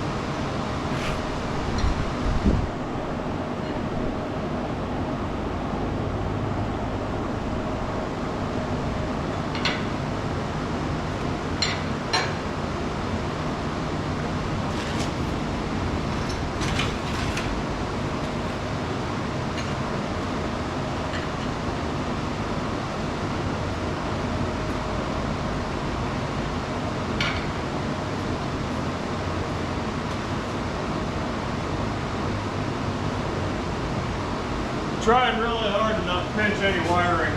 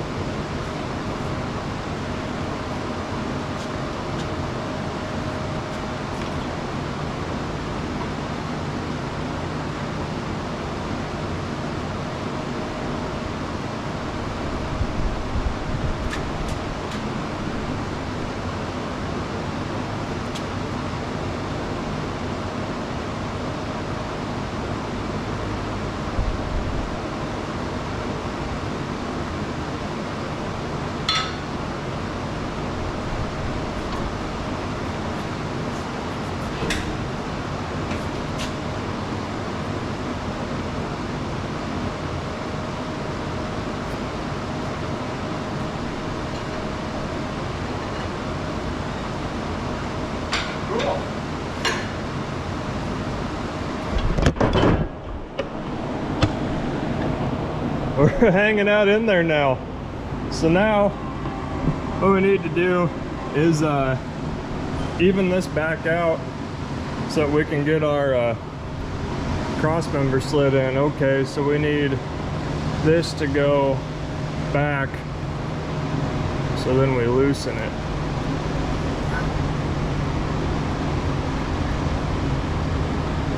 Okay, you get the point. I'll be back in a sec. Sweet, here we are. Now it's still loose. It's not bolted down, but it's seated. It's sitting on top of the motor mounts here, but it's still wiggly. It's still negotiable.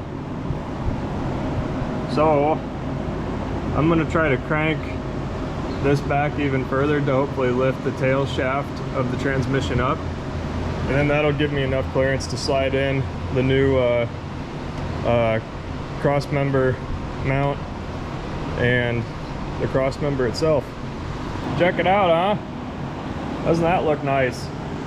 We got the motor mounts bolted in, transmission cross member is in. That was a pain. It was a pain because there are two different transmission cross member mounts for Turbo 400s, and one of them, the bolt holes are about half an inch farther apart, and guess which one our new one was. So luckily our used one from the parts car looked like it had been replaced in the last decade, so we're gonna run with that one.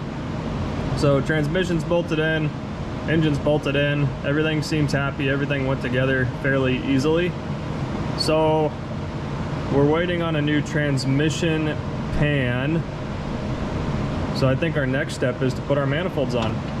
So do yourself a favor and be smarter than me, because I couldn't get my manifold bolt into my manifold, because the manifold requires a very long bolt and it was too close to the frame rail. So I had to take my motor mount bolts back out and lift the front of my engine up. It's okay, we didn't have to unhook the transmission. Thought we were gonna take care of this before we got too deep, so it's okay, we can put our super long bolt in now. Otherwise, driver's side manifold's on, passenger side is about to be on, so after this I think we go to our oil filter adapter. There's a good look at our long branch manifolds. Ain't that a pretty sight? Here's our filter adapter, and it goes up here. It looks like that's about the orientation that it goes in. So not only does it get the oil filter out past the outside of the manifolds, but it also clocks it a little bit clockwise, so that it doesn't, so it kind of runs parallel to the branch, is what I'm saying. Can I get either of these things started with one hand? There we go. Maybe. Yeah, okay. Where's my special wrench? I don't have any long Allen sockets because I'm poor and I usually don't deal with this kind of stuff, but we'll make do with what we got.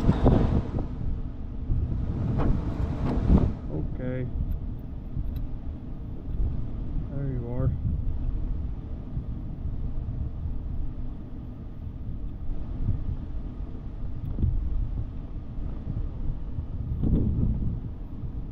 Beautiful.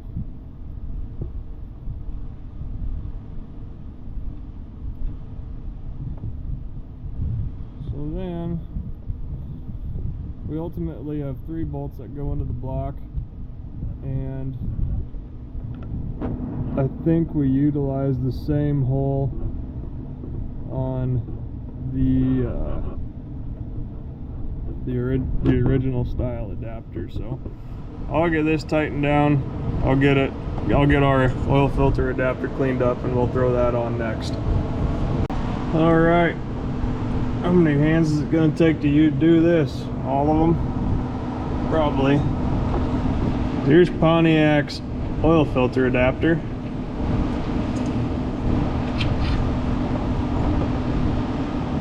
As you may notice, I put thread sealer on there.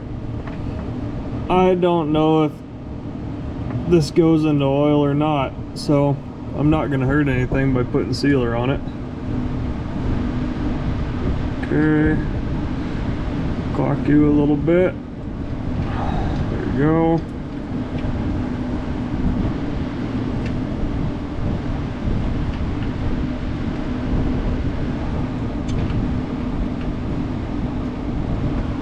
Now you can better see what's going on here.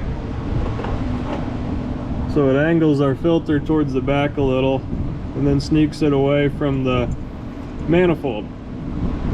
We're rolling the dice with our oil pressure sender. It's the one off of the parts car. There's only a 1 year difference between the two of them. Hopefully they send the same pressure. I think the gauge, the oil pressure gauge in this car was accurate. If I get a goofy reading, I'll probably take this sender off and get the one off of the old engine, because that one seemed to jive with our gauge.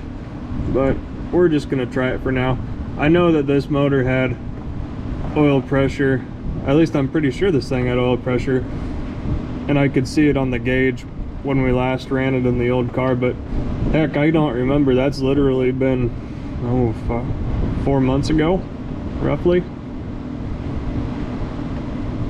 Well, you can see what we got shaking here, so I'm going to tighten the bolts. I'm going to get a filter, throw that on, put oil in it. I think I've got a filter that size. But yeah, we'll pre-fill our filter, get those tightened up, and we're going to crank it over a little bit just to make sure that everything seems like it's in good working order before I go nuts and hook the rest of the engine up. Alright, got the oil topped off. These old Pontiacs either hold 5 or 6 quarts depending on which engine is in it. Sometimes the dipstick says 5 or 6. In this case it did not, so I put 5 in, and our flavor is 10W30, which is what the book calls for, I believe, on most all V8 Pontiacs. But we chose VR1 for one good reason. It has zinc in it. If you have a flat tappet cam, like what I assume this is, I know it is. It's a flat tappet cam without a doubt. Flat tappet cams need zinc. If you have a roller cam motor, you do not need zinc, but these flat tappet cams absolutely need a zinc oil or zinc additive in your oil. I don't care if you get like off the shelf O'Reilly's house brand oil.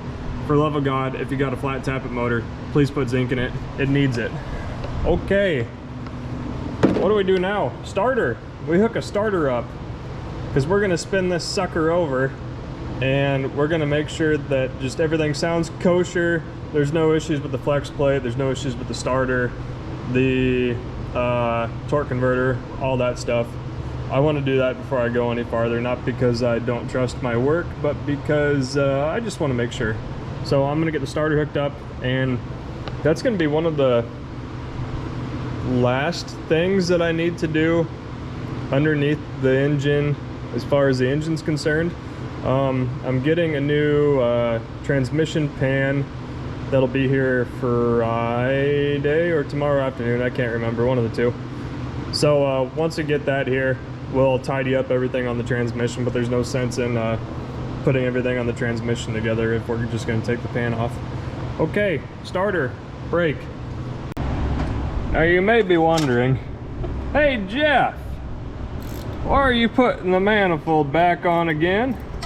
Well, viewer, that's because I learned another thing about these long branch manifolds, is that you cannot sneak a stock starter past the manifold to bolt it up with the manifold completely bolted tight. If it's hanging there and all the bolts are started but not tight yet, you can, barely, but that's just another tidbit to stick in your back pocket. Another thing that took way too long. Okay, I'm gonna get these tightened up, get the starter wired, and we'll give it a whirl. Okay, I have all of my wires out of the way. I don't think anything with power is touching anything. Battery's thrown in. I don't know if I'm gonna need the alternator to turn it over or not. This thing does have a working neutral safety switch. Oh, we've got a light on, so we might not need the alternator. Okay, it definitely needs a shim or a few in the starter.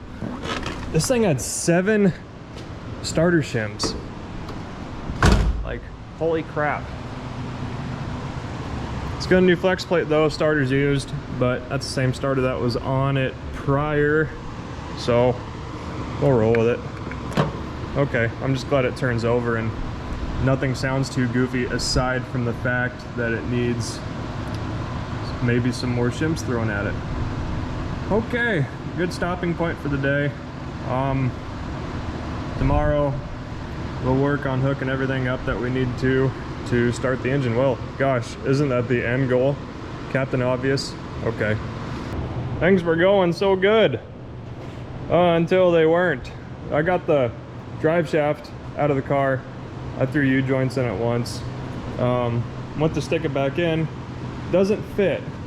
So, went and tracked down the drive shaft from the parts car that this engine and transmission came out of, and it is an inch longer than the 66 drive shaft. This is from a 65. We're dealing with a 66 now.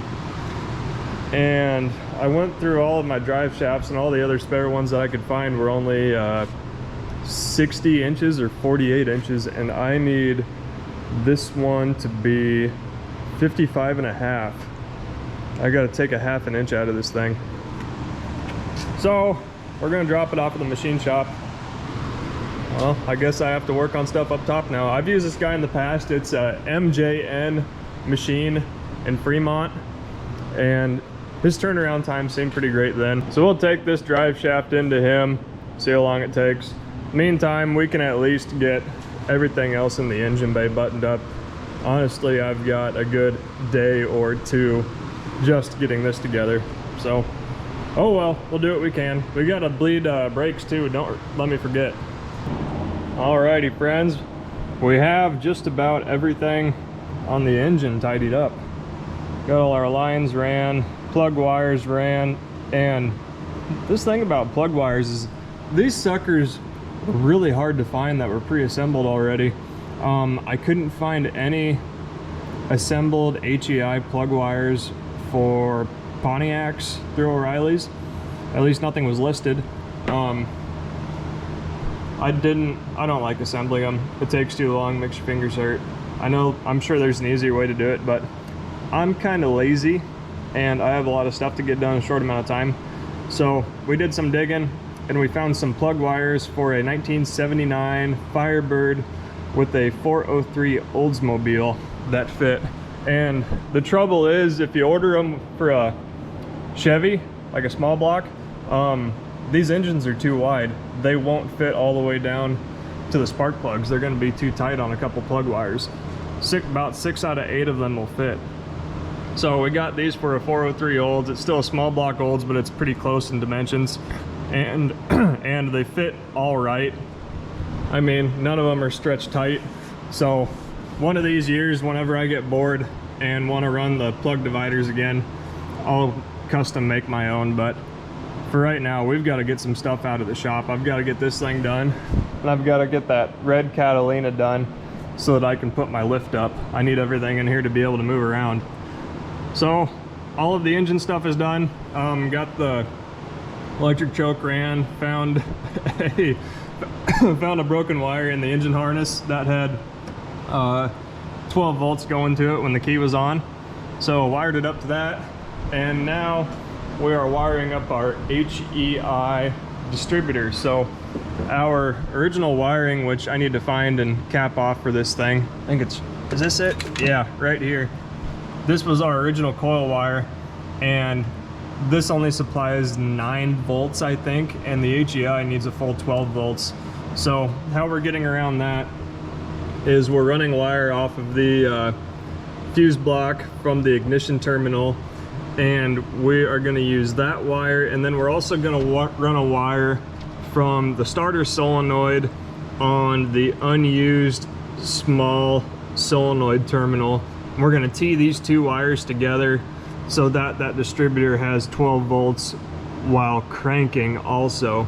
That's the key, is cranking volts. So when you're cranking it and you're just using power from the distributor, there's not actually any power going to, or when you're cranking it and you're using power from the fuse block, you're not actually getting any power to the distributor while cranking is the hard part. So therefore it's not firing, it'll only fire as soon as you let off of the key.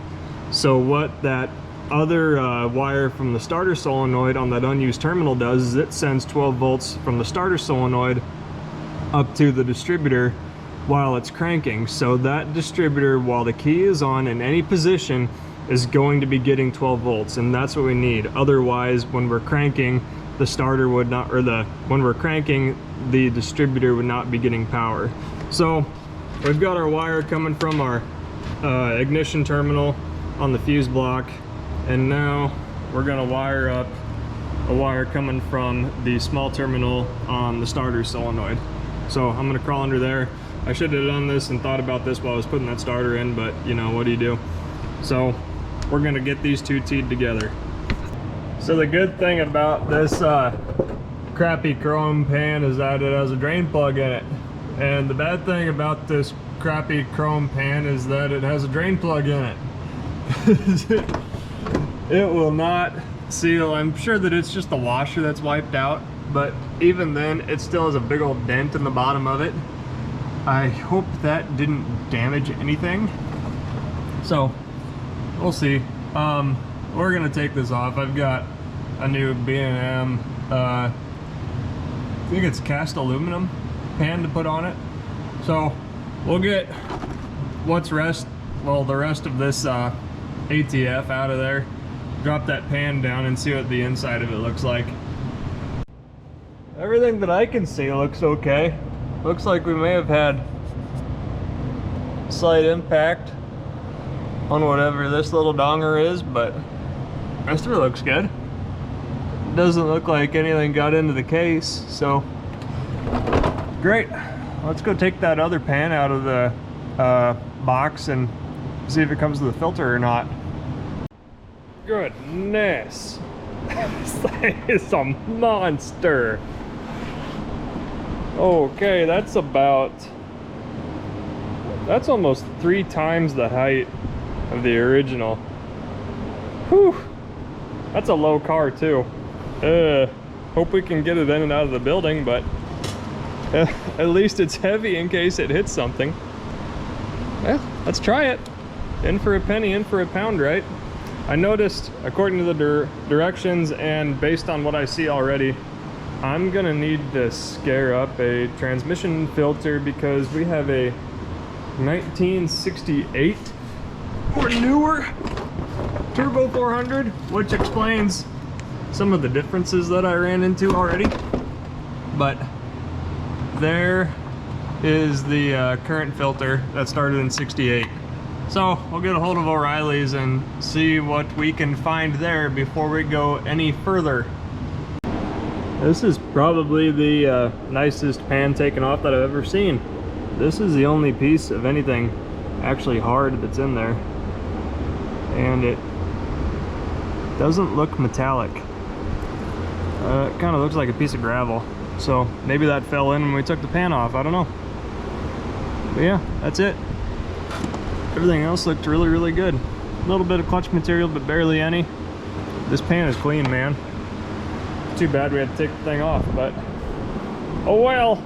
I'm gonna read the instructions, figure out what I need to do. I think there's a, what do we got here? A little adapter. This goes on the filter pickup. Since this pan is deeper, this lowers the filter down in the pan so it can actually pick something up. So read the ins and outs of that and see what the hell. I've got the filter and the pickup extender in. So that goes up into the case first, and then you use the stock filter pickup on the bottom.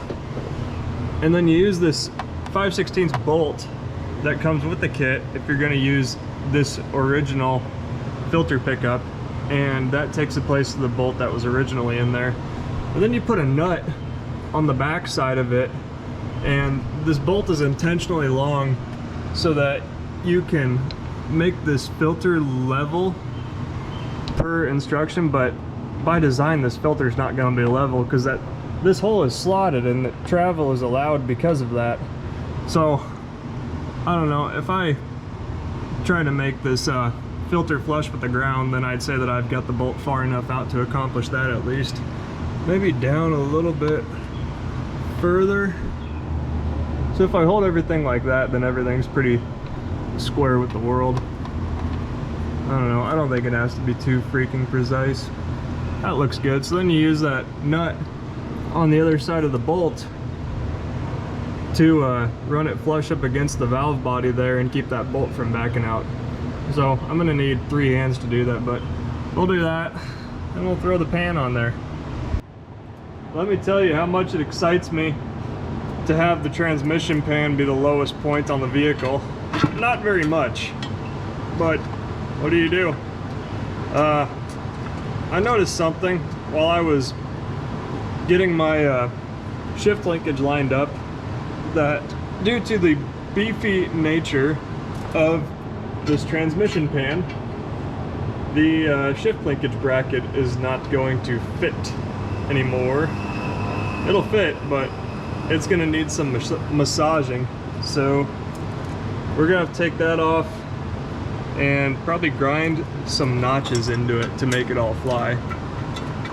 It'll work. It's just, you know, one more little thing that we have to do before we even start this thing, because we really need to get some ATF into this transmission so we don't burn it up when we start it. So we can start it without the drive shaft hooked up. We're just gonna have to stick another drive shaft in there just so the yoke can fill the void at the back and we don't leak all the ATF out. So that's what we're gonna do, because it's probably gonna be a few days before we even see that new cut down drive shaft, unfortunately.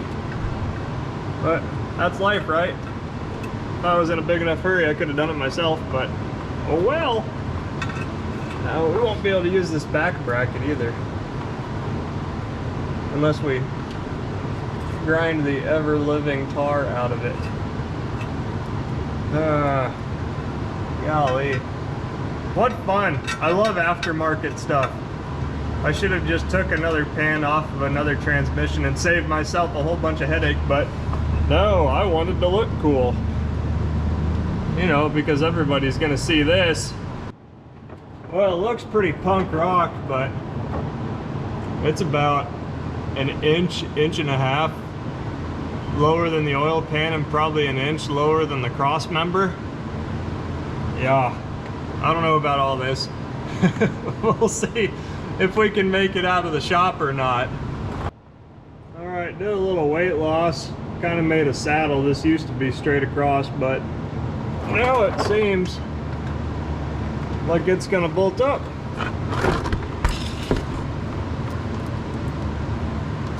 Let's give it a shot.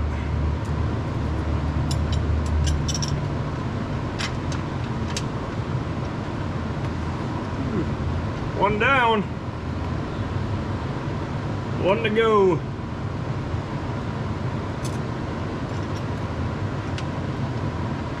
I think we're in the money. We'll just get it snug.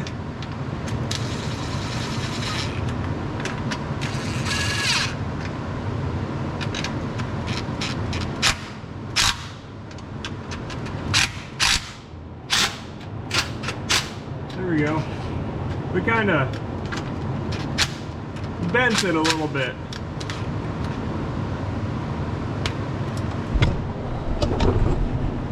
There he be. We just had to bend it a tick. It kind of clearanced itself in between the edge and the aluminum pan. So we bent it. We got it too tight so that we could kind of get this to contour. And then I backed the bolts back out so they're not going to be over snug. So I don't know if I can do anything about this piece here. Oh, maybe I can. That pops off. Yeah, we'll get this piece wrestled off and see if we can get it to contour. That shouldn't be as bad. That's just like 12 gauge steel. All right, we'll take some out around the bolt holes or that bolt hole there and see what the heck. 12 times, well, 12 is 144 inch-pounds, so 12 foot-pounds times 12 inches per foot, 144 inch-pounds. What's 13 times 12?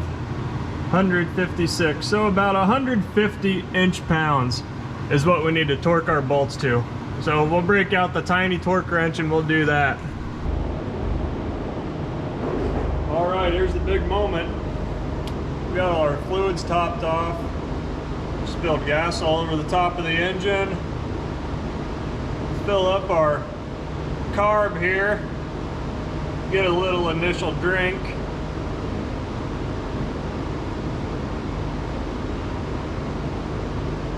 We'll see how many leaks we have. This thing's gonna be incredibly loud because, as you may remember, all we're running is open manifolds. So there's gonna be some noise. Here's to hoping we have spark. All right, we're in park, transmission's filled up. Here we go.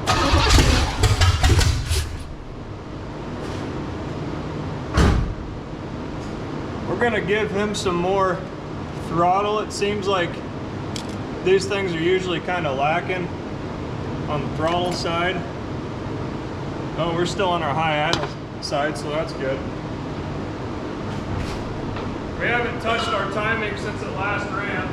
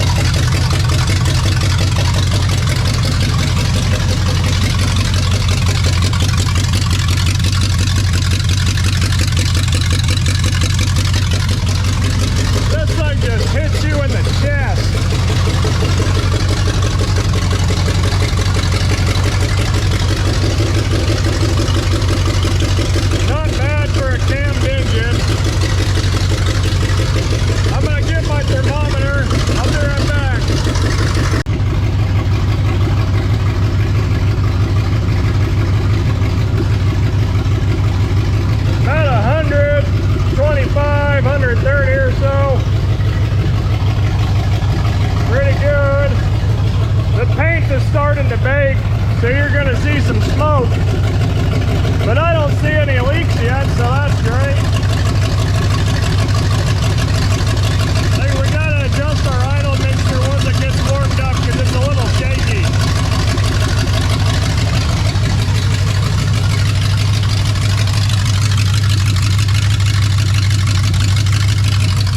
Man, that sounds mean for open manifold.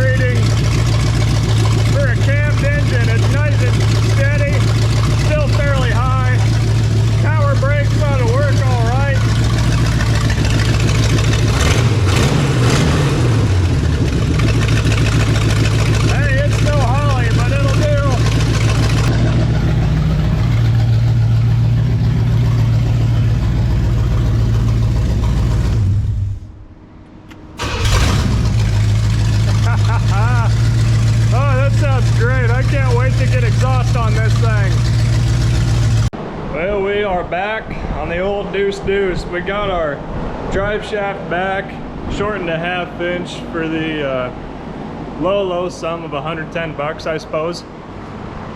I'm sure that I could have done it, but I can't balance it. So it got shortened, it got balanced. It was done by MJN Machine in Fremont, Nebraska. Great guy to work with. So let's get it slammed back in here and see if we can wrap this puzzle up. Here it be.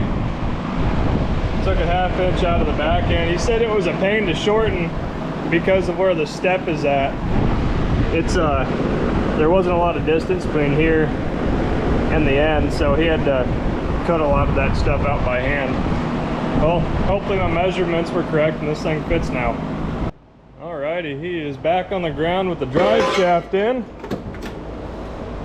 Let's fire it up, let it warm up, and we'll cycle through our gears a few times. Bam!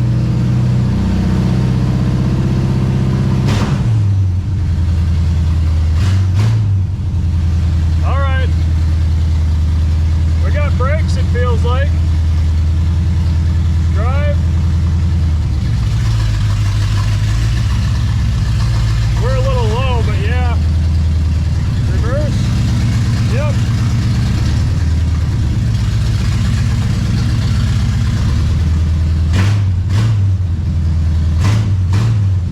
All right, I'm gonna let it warm up, get the idle down, and then we'll add a little bit of ATM.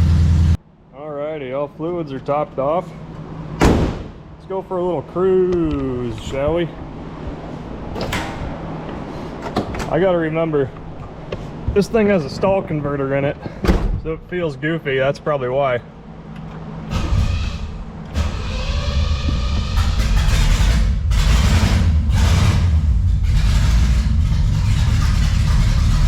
Brakes feel good. Power steering was a little low. This thing is gonna haul.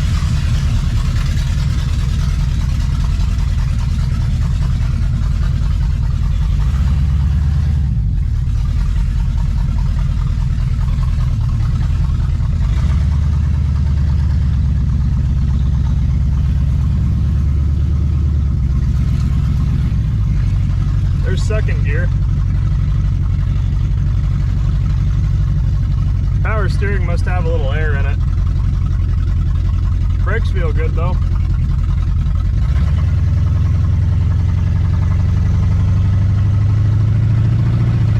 Second.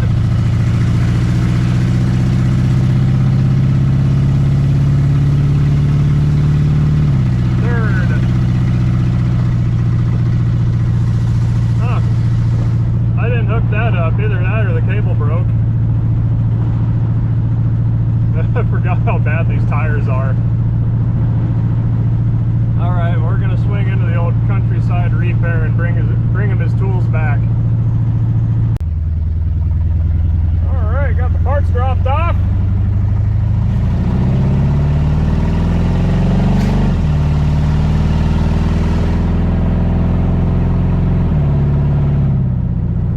Let's go drive this thing a little bit, eh? Oh, we need gas. We need gas bad. Okay, let's take care of that first. All right, we got 10 gallons of premium. This thing's gonna rip. Man, does it need tires bad. Oh, it's just the top that's rattling. Okay, that's good.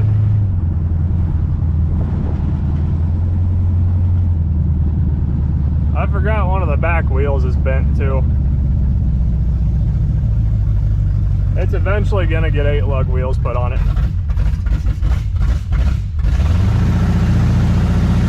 What was that? It's like it was flooding.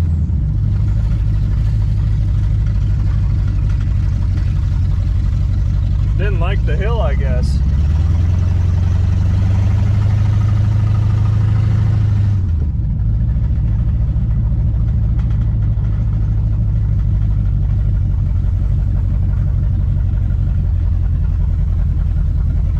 think it's a new carb. Yeah, it is. It's a new carb.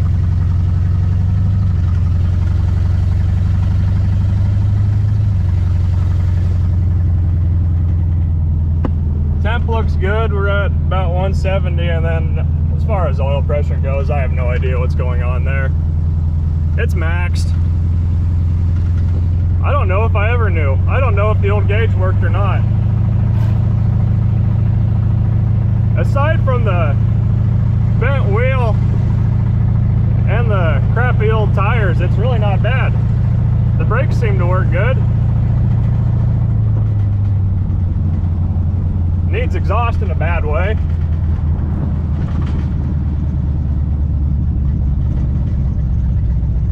These wheels are pretty awful. They're Unilug wheels.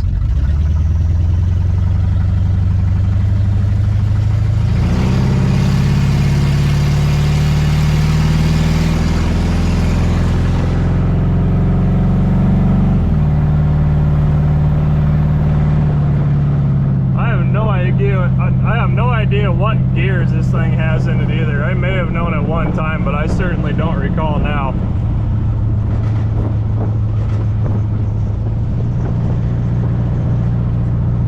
We'll turn it around up here. I think I need a longer rod for my accelerator because it doesn't seem like I can get into my secondaries. And that is important to me.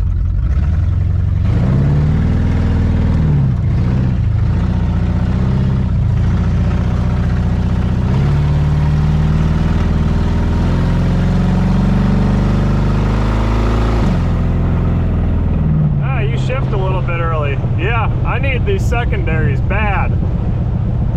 I need a longer rod.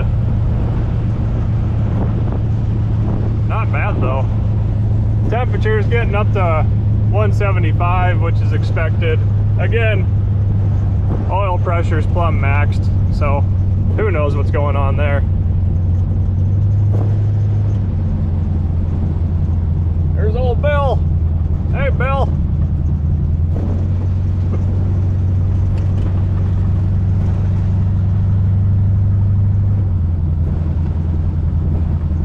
Thing gonna do a power stand or what?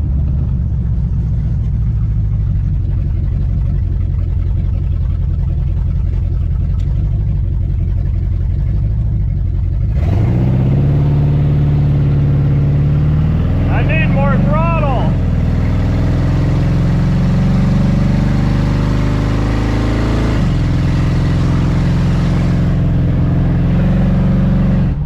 Yeah, I need a lot more throttle. I'm missing about probably half of my ability to open the throttle. All in all, not bad though. Brakes finally work, so that's nice.